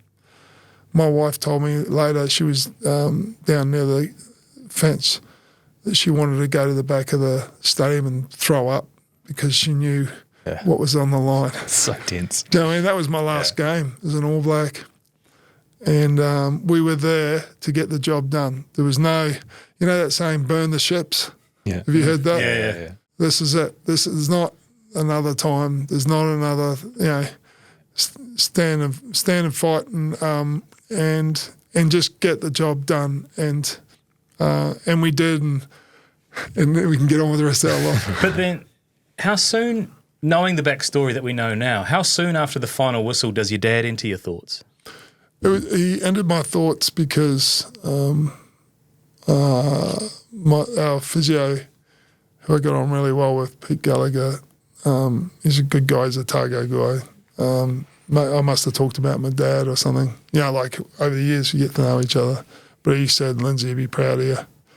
And that was, I wrote that in the book because that was nice. Because when your dad, Dad had been gone since 1995. I was 19. And when you lose people and they pass away, time goes on and your friends, you don't hear their name as much. Early on you do, but then to be in that moment on my knees, giving everything, in that jersey, part of his suggestion or challenge, maybe go and do it. To have him say that, your dad, Lindsay, he said that my dad's name's Lindsay Thorn. Lindsay, be proud of you, Brad, was so cool. And that's why I wrote it in a book, and my grandkids, if they read that, for 50 years from now or whatever, so it was cool, and like I said, it was done. Another unique Brad Thorn path is that after the World Cup win, which you have worked so hard for, you don't go celebrate, you don't do the parade and all that, because you're off to the next thing. And the next thing, if I to summarise it, is Sanix in Japan, Leinster in Ireland, Highlanders, UK to Leicester, and to Aussie for Queensland country. Like, you've still got a lot of footy after this. But straight away, on to the next thing. Was that by design, or was that... No, I didn't want to do that. It was just part of it. And 13 days later, I was 100K from Fukuoka, the nuke place. Yeah. It had melted down. I was 100K from it in a hotel room, not wanting to eat any fish. And playing for my team, Sanix, with people, guys I just known, and we played in this quite a big stadium with about 3,000 workers that are forced to go and watch, I think, I'm not sure, where we got beat, 13 days later. And I'm like, oh my goodness, I did those 3 parades, like we did Auckland, Wellington and Christchurch. And then that Wednesday night, I stayed in Christchurch, because I think we were leaving on like the Friday or the Saturday. So, like after winning all that World Cup and stuff, we had to pack up our house, and me and my wife were just shattered because she's got the 4 kids, and I've just come off that, like a 4-year build. Yeah. And was, late at night, we've got to get stuff because the movers are coming, and we're like arguing, and we're just cranky and tired. So I told you we should have spoken about this 3 months ago, Brad. Should have planned for this. We were talking about the Argentina game, fuck's sakes. Yeah. So, that just straight into that. And the funny thing is, mate, 3 weeks into it, I had a new cause, which was my Sanix lads. And because my biggest thing with footy has always been camaraderie. And I'm all cards in with this team battling away up there. And just within 3 weeks, it's like the World Cup was there, it was awesome, but I was moved into my next thing. Yeah. Which I sort of, that's what I'm saying, over those 22 years, it was just like foot to the floor of never actually getting to enjoy too many of the, even when I won my first Super Rugby title in 2008, you're in the All Blacks 2 days later, In league, we have a big week of, all Mad sorts Monday, of carry on and all this sort of stuff. Yeah. But yeah, it was crazy. So what's You're so uniquely placed. You've played in so many different countries across 2 different sports, and you've won more than anyone. So what is it? What is the special sauce? You talk about camaraderie, culture, leadership. Like what are the most important ingredients of a winning team? Yeah, playing good teams and you win stuff. So that's definitely one of them. The thing about playing in those sort of teams that's cool is that you're part of that. You're part of that team. You're worthy of being at that level and playing with those guys, I guess. You take out of that. So, but yeah, what is the winning sort of formula is, the identity of the Crusaders, the identity of the Broncos. Broncos only came around in '88, but they had they built over 5 years, and Wayne Bennett was a winner, and highly competitive environment, staying grounded, enjoyment to the banter, the competitive, nature of the guys, the toughness. We trained hard, So, and if you go across to the Crusaders, it's exactly the same thing, just in a different way, their own way. Do you know what I mean? So, not as much on the banter and stuff, a bit more serious, but, they were, Deansy and, say, Wayne are different, but similar. It's just a different way, you know what I mean? So, the Heineken Cup, a whole group of great guys. You got the greats like Brian O'Driscoll and Gordon Darcy and these sort of guys, and same thing, just hungry to, like the title is champions do extra. Champions don't do less or mediocre. There's a reason why places do well, and they have that hunger, and they have their standards, and they have, like I said, their identity. This is what we're about. Like the Crusaders, we won't be outworked. Other teams will go individual before we will. We'll apply pressure. We'll compete on every play. The Broncos, we pride ourselves on winning away from home. We don't need the big crowd. Yes, we're good, and now we're going to show you why. You know what I mean? Not necessarily, that can sound arrogant. It's, if you've put the hard work in, it's actually not. It's just where you're at, those championship teams. Some teams always have to be the underdog and, we have to get up to it. There's something about being in some special teams where, like exactly what I just said, we're good and this is why. And, it's built on all that hard work and all those things, and you go out, and the championship teams in the end, if they don't have an opponent, it's not them judged off their opponent. It's like a never ending. They just want to improve, even if there wasn't a opponent that was there to be had. They constantly are just that competitive environment and standards. And do you understand? You know what I'm saying? I imagine you have infectious. There's an infectious sort of energy when you're in a team because of what you've spoken about, right? You're doing the forest runs by yourself, and that's stuff that no one sees, but you're doing extra. What Robbie Deans was talking about at the start, you're doing shuttles afterwards. You are leading by example, and that sort of filters through the teams. Did that happen? Is that you were doing the stuff by example and others were following? Yeah, I think, I think actions are king, and then words are respected.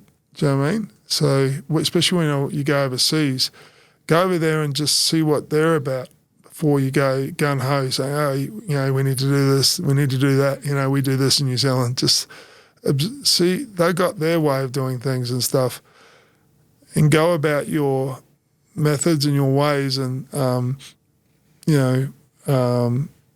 once you get a feel for them and they get a feel for you, then perhaps they see things that you're doing that are good, and then you talk about it and encourage and whatever. So I always feel like it's best by showing it. When we would, in the All Blacks, we'd always start, in June or whatever, we'd have a yo-yo test and in the gym lifting and stuff like that. And the senior players, we used to make a point, it was almost, I don't remember actually talking about it, but we would be the front guys at those tests. We're sending a message of not superiority or anything, but like, you know, if you're going to be a leader in this team, you want to be leading, you know, through your actions, and so that when you talk to the group and that, you are respected, and they know you're coming from a place of, you know, it's not hollow, or what, you know, you're actually showing, you know, the standards that you're training and behaving and all that sort of stuff. We've got a few bigger questions at the end that I want to get to, but if we can just take a little Jonah Lomu detour, because there's a few parts in the book there which caught my eye. It said that you write, I was 3 months older than Jonah, and I have to confess that when he debuted for the All Blacks against France in '94, it rattled me. At this stage, I was a big kid. I was 1.96 metre tall and 100 kg plus at 19, playing in the Broncos. I'd heard about this New Zealand school team and their big number 8, who'd just done a job on the Aussie schoolboy team. Then I saw him. He was as tall as me, but so much bigger. He filled up space like no teenager I'd ever seen. I was watching him and thinking, this guy is so special. Who is he? Where did he come from? Yeah. He's my own age. How can he be that size at that age and so fast? Yeah. What do you remember about Jonah? I didn't actually like it, because it's like someone my age had already made it, and I was coming through. I had aspirations. I dreamed big, and there's this guy that's just bigger, better, faster. You know what I mean? And I was a big, strong guy. This guy's a whole nother level. I was fast. This guy's a whole nother level. The runs he was doing were sort of like runs I'd do when I was playing my own age group, club rugby league. He was doing that at test level and bumping guys off and all this sort of stuff. So, you know, that competitive, the Thorns, you know, competitive. I was sort of like, who's this guy? You know, and I had heard about him, and he was number 8, and they've won by 50 or something, that New Zealand team, whole heap of great players. So he is the best that I've seen before, during, or since of running the football. I love Jonah. I didn't get to play with him. I played against him in one game. We didn't really come.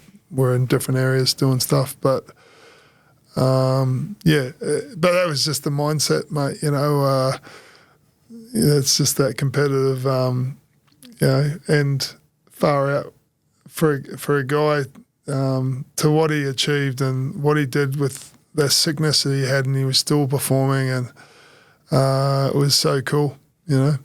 The example of there's always someone bigger and better. Yeah, That's what Dad used to say. There's always someone tougher, son. You know, there's always someone. Yeah. Well, we've recently partnered with Barkers, and Jonah was renowned for having a very particular fashion sense. He could pull some fashion stuff off that other people perhaps couldn't. But just wondering from your perspective, have you got like any fashion tips or any fashion go-tos that you have stood the test of time across your 40 years as a professional? Anything sleeveless. It's Oh, yeah. Yeah. Guns out. get the guns out, the sun's out. Me and Petro used to love heading up to Mooloolaba and getting in the Speedos and back in the 90s. And it was, get the physiques out, young guys we were. It was, you remember Petro? Oh, yeah. The big man. Yeah. So, Memo to Barkers, get the sleeveless. Yeah, we're coming to the end of summer in the Barkers range, but we'll be straight into them for next summer for Sounds sure. awesome. We'll have to get into the gym, though, because you're still pushing tin, aren't you? I still do, yeah. I've got 3 sons, 22-year-old, 20-year-old, and a 19-year-old.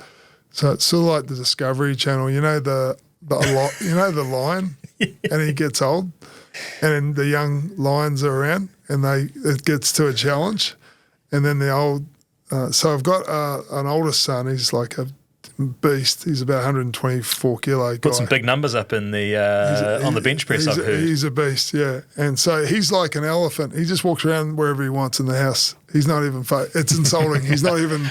He just peacefully goes where he wants, you know. But then the other 2, they're still on the climb, you know. And I don't want to be on Discovery Channel. You know when the old lion in the end, they get chased off, and then the hyenas, get them in that.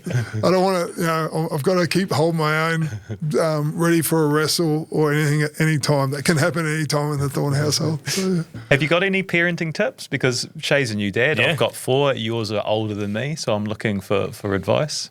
3 sons and my daughter, just a lot of love. Something, in my opinion, just the time you have with them. You can, people can give gifts and stuff, but you only get it once, And I used to say at the Queensland Reds, I was the head coach there, family comes first. I'd say it with the team and the staff. And I'd say it, but it was actually more for me. It was like a boomerang, like it was for me to remember, you get that time with them, it's precious. And obviously, I've talked about my mum and dad being a great influence on me and my brother. That time was really important. So, yeah, just take the time.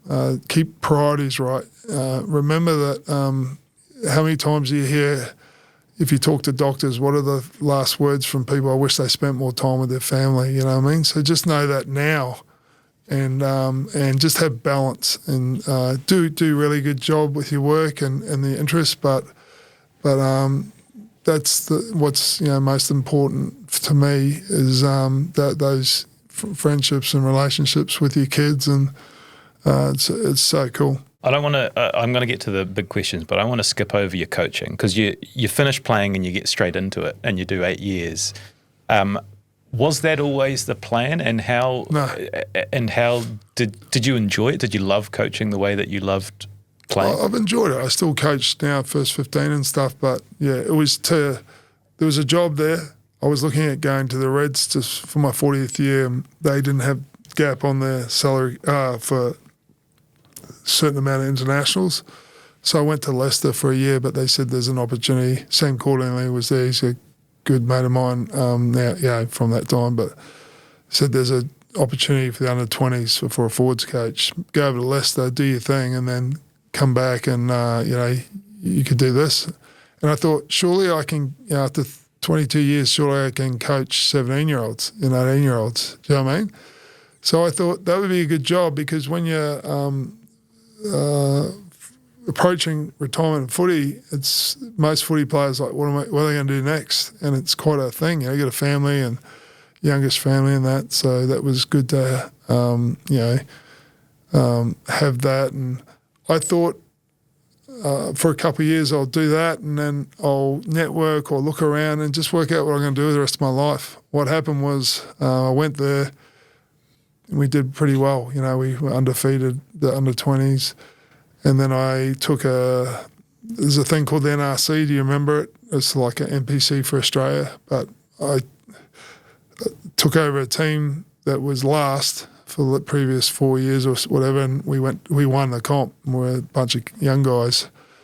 And basically the club was in debt, $9 million, not in a great place. And I guess I was cheap and, crazy enough, this guy actually might be crazy enough to do it. And I was up for it. So, because I love a challenge.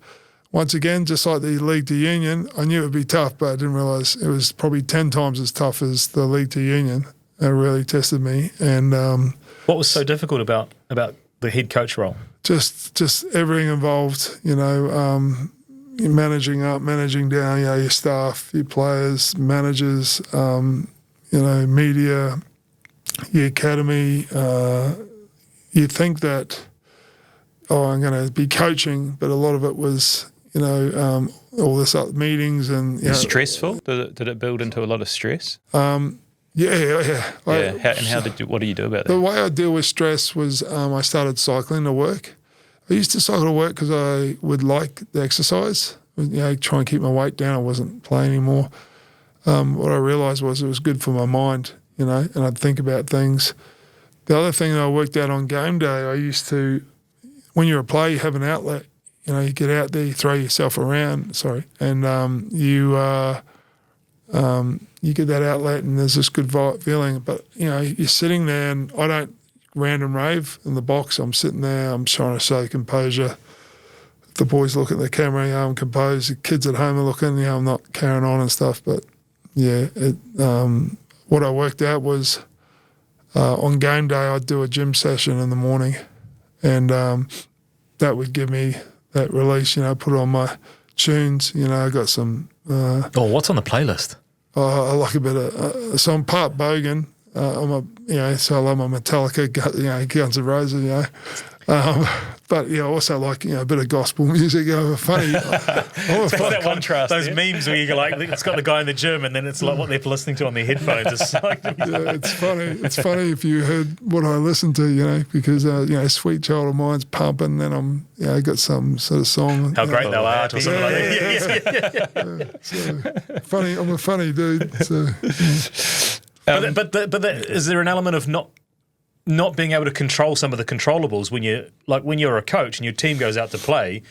Essentially, your job's done then. You're just a spectator like the rest of us. Yes. There's only so much you can actually influence from the kickoff. So you're trying to equip that. We had a young team, equip them so they become the knowledge out in the field, because you are behind the glass. But I think maybe I'm a bit of a what you call an extrovert, introvert, where I think they say, where you get your energy. I get my energy from just a bit of quiet time, We're pretty rowdy, 4 kids. My wife's Maltese, Irish, there's a lot of chat. It's pretty noisy and loud. And then I'm coaching these teams, so I'm around, squad of 35 or whatever it is, and staff and that. There's a lot for me, like things I like in doing is walking the dog on my own, just quietly, or I listen, during that time I'd listen to tunes in the evening, I like going out to, there's places, Brisbane, Sandgate, I don't know if you've been over there, Nudgee Beach, sort of where I can take the dog. I like,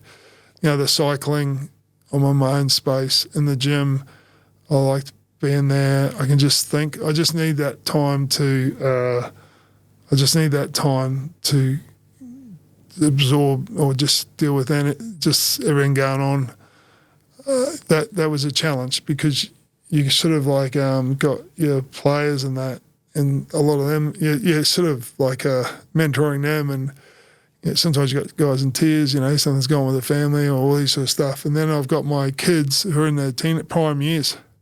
Some of them, my boys, we go through that sort of stage where it's a bit of bloody hard work, with them, a few square ups, and they're at some party somewhere or something. Men trying to find their own way in the world. Yeah, that's natural. Yeah, I was always with my kids, actually, just saying that. You were saying about being a father. Just mentioning that is my 4 kids are strong-minded, and it was never about trying to crush them. I want them to have strength going into the world. It can be an interesting place, and I want them to keep that quality. So it's more guardrails. Temp bowling, you can put the guardrails up for the little kids or people who don't play very well. And I feel like that's a good thing around your kids. You don't need them going to prison or something, but they need to make some errors, and that's how we learn, and they got to pick themselves up sometimes and all that sort of stuff. So I was amongst all that with my family.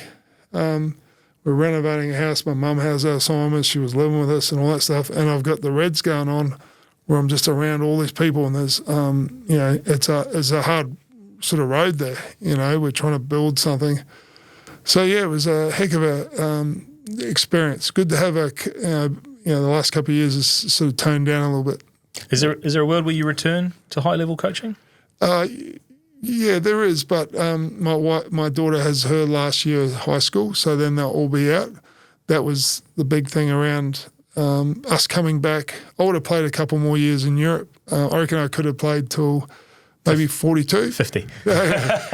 But we wanted to give them the Aussie Kiwi upbringing, have stability, make friendships, have somewhere to call home. And it's awesome living, growing up here. It's awesome, isn't it? We grew up in New Zealand, Australia, big blue sky, and all that. I wasn't someone who was gonna I'm just gonna jump around.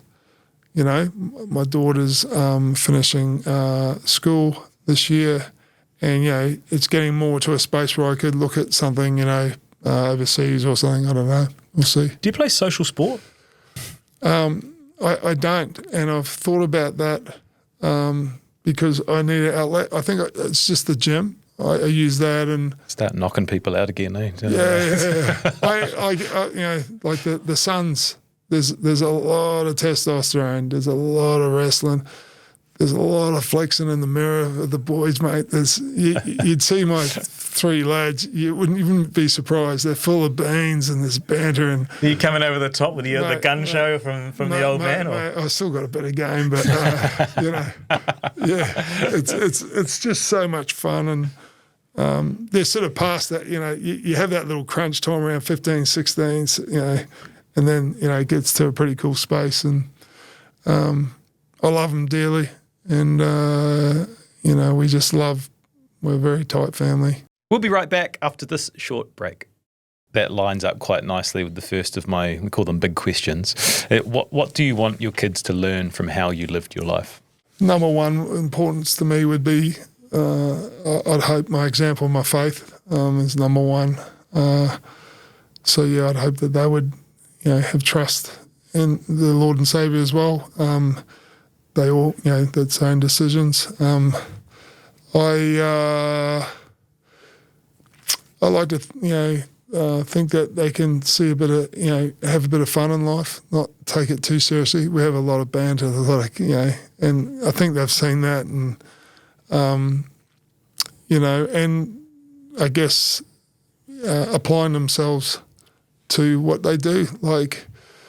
What is the fun in doing stuff half-cocked or, you know, lukewarm or, you know, we have God-given talents, you know, let's, you know, see what, you know, maximise them. Let's see what you can achieve. It's cool. And, you know, short-term, long-term goals, back yourself and have a crack. And I feel like if you look at, you know, the league to union, doing the coaching, doing different stuff, you know, I've been up for a crack, you know. I got in the frying pan. I haven't been a bystander. I haven't, you know, and it tests you, and that's one of the joys of life, you know. I'm not sitting there as an old man or a 50-year-old guy now going, what if I'd gone to the rugby? Could I have made it? Do you reckon, or if I grew up in New Zealand, if we didn't come to Australia, I wonder if I would have made it. I don't have that. I got in, it was hard, and I was fortunate that, you know, it played out, and perseverance, a lot of hard work. And Are you proud of your career? I was talking to Holly, who we drove here together, speaking about the word proud. It's more like appreciative. Grateful, you know. So yeah, it's not so much pride. It's just these are, you know, I don't feel like I rocked up before I was born and said, oh, these are the gifts I'm going to have. I'm going to be 6'5", I'm going to be this and I'm that. So I feel appreciative that, you know, this was my sort of talent, and I got to play at great clubs and learn from great people. Sorry to jump in. I find that really interesting. Like, why not proud? Because you have achieved so much across so many different teams and countries. Like, you are the epitome of the high-performance athlete, of what everyone aspires to, and you've lived this most remarkable career. If you can't be proud of that, I don't know who can. Yeah. I think it just comes back to my faith. I'm grateful.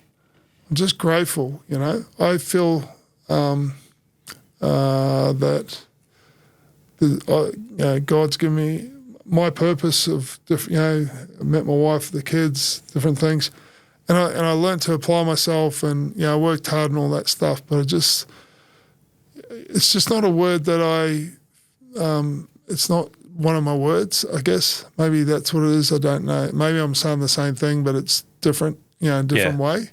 You know what I mean? Yeah. But I just think, you know, like I said, thank God for the gifts He gave me, and that I got to express them, and that the people that He put around me, you know, my dad, you know, your Wayne Bennett's, your teammates, you know, your wife, and all that sort of stuff, and yeah, that's sort of how I feel like, that's how I'd sort of say it. I've got a question which may be answered by the title of your book, but I'll let you decide.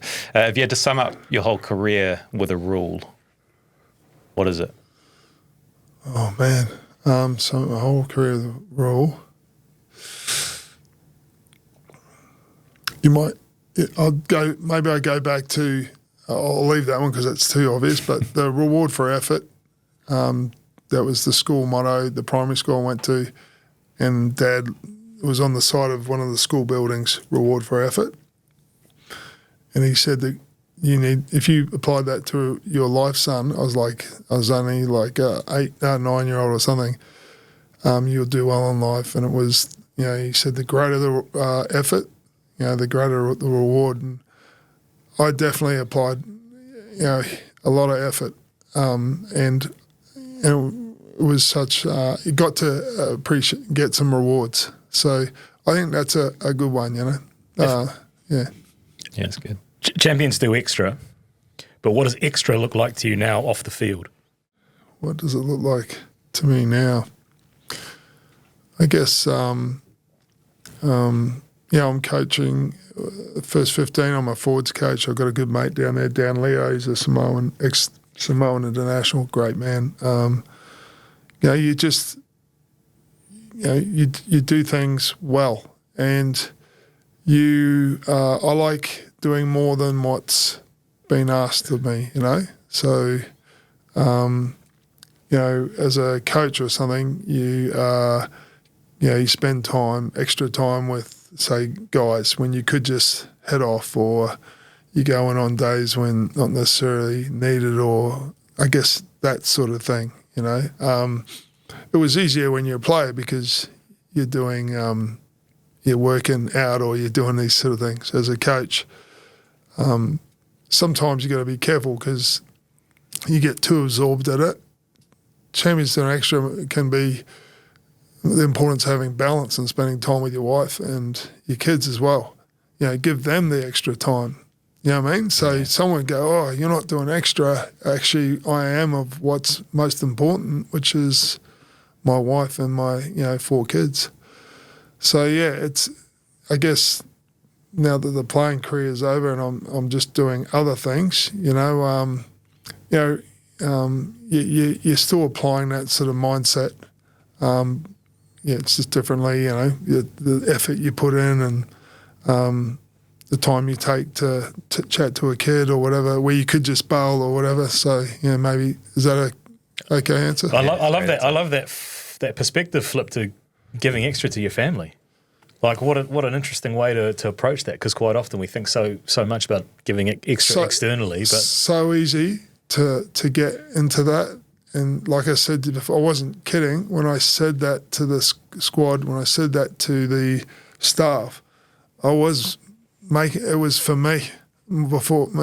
Family comes first. Yeah, just to keep your priorities, Brad. Don't, just keep that balance and remember what's important. And I'm leading by example with that as well. I'm the head coach. I have to front. And what I say has to be, they have to see that actions, so, yeah. On that Champions Do Extra, I mean, you definitely had your plate full at one point there, because you had 3 kids under 3 while being a professional sort of travelling sportsman. Do you remember those years? Like crazy. That is a crazy. lot.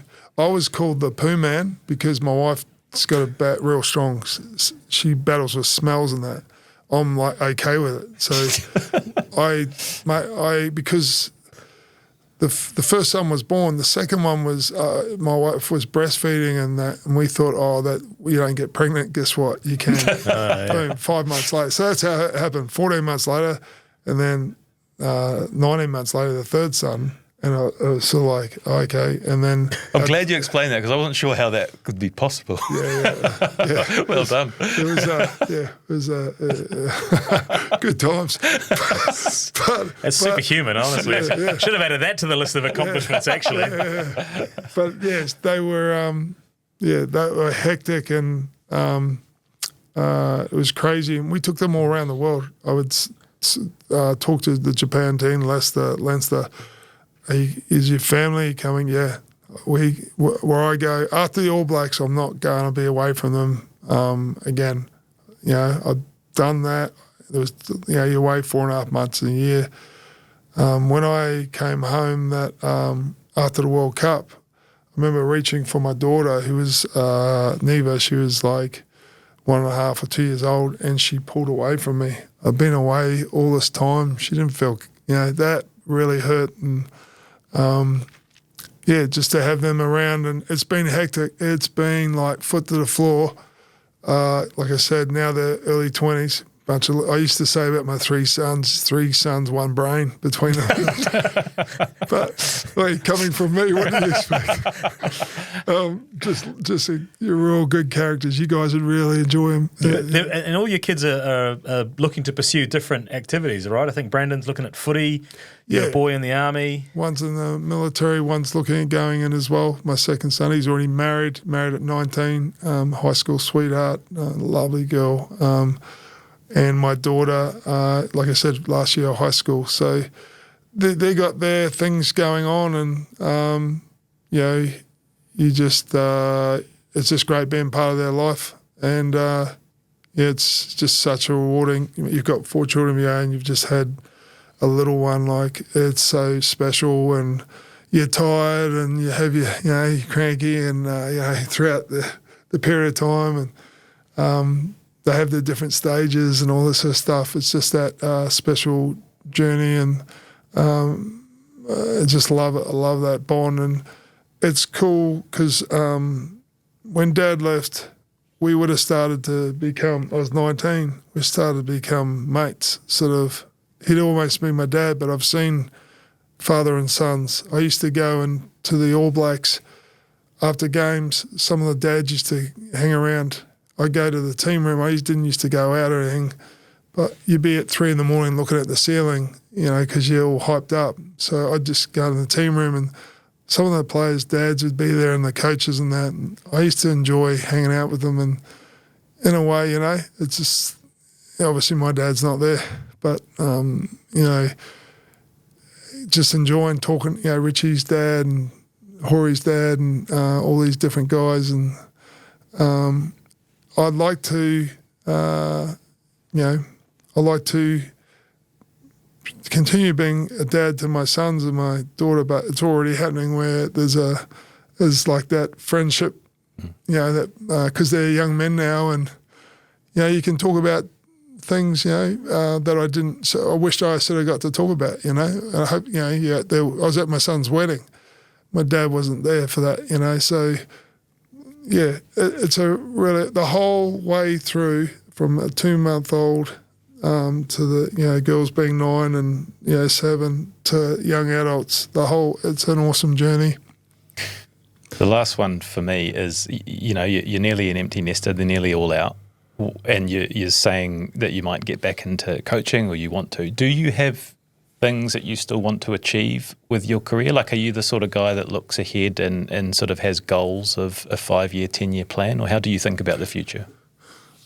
At this point, I'm just playing it sort of a bit of ad lib, you know. From my point of view, what God puts in front of me, you know, that's what I'm sort of doing. So I wasn't keen to coach after I finished at the Reds. I was thinking I want to do something different, you know. It was just hectic, you know, and I bumped into Dan Leo, who was coaching at the first 15, and he said, "Hey, will you come down?" And I went down. I really enjoyed it. You know, it played out. So I've done that for a couple of years. I went over to Malta, you know, my wife's Maltese heritage, and did some coaching over there with the national team. And there's different things that pop up, and so I just playing that out, you know. And what's put in front of me, this book, if I was going to do it, it had to be pretty much, I need to do it now, you know, and that took up a lot of time, you know. I was pretty stressed doing that last year.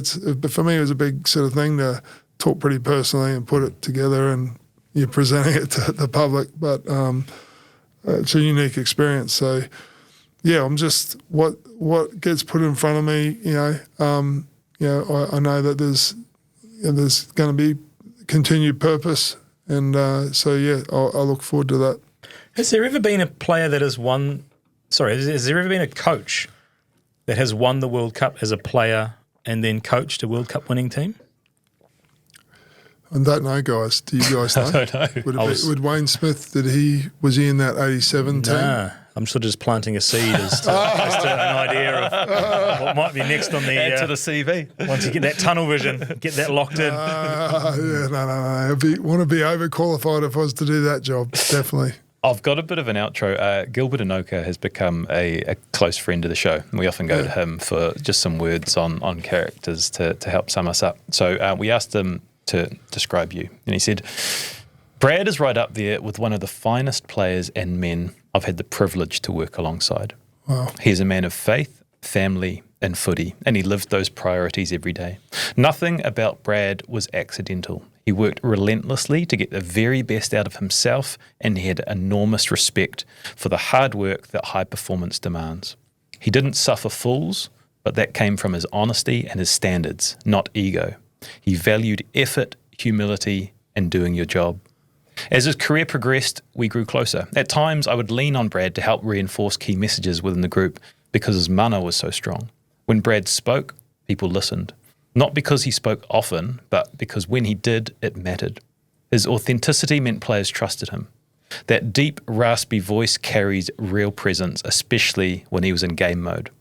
He brought a physical and mental edge that lifted those around him. Brad was uncompromising in his preparation and brutally honest in his performance. A true competitor who brought immense honour to the All Black jersey. What people sometimes miss is the care underneath it all. He wanted the team to be better, the jersey to be honoured, and the people around him to grow. That's why he commanded such deep respect. Whoa, that's incredible. Mate, it's probably one of the nicest things everyone's ever said. You know, he puts things, he presents them so well, doesn't he? And he is a friend. He's actually, I think he's got a comment, you know, at the start of my book, and I really enjoyed Gilbert and those guys. So I don't know how to sort of respond to that. It's just that humbling and it's just don't really know. Just appreciative that he said those words. They're nice. Yeah. Well, the book is Champions to Extra, and I think the last line of what Gilbert was saying there is wanting the team to be better, the jersey to be honoured, and the people around him to grow. I think anybody that picks up this book and reads it will definitely grow and benefit from that. And what a wonderful honour it is to your father and to your mother, to your own family and the family that will be coming in the future, to be able to pick this up and learn a little bit about you, what you've been through, and the lessons that have helped you get to where you are now. Yeah, thanks, guys.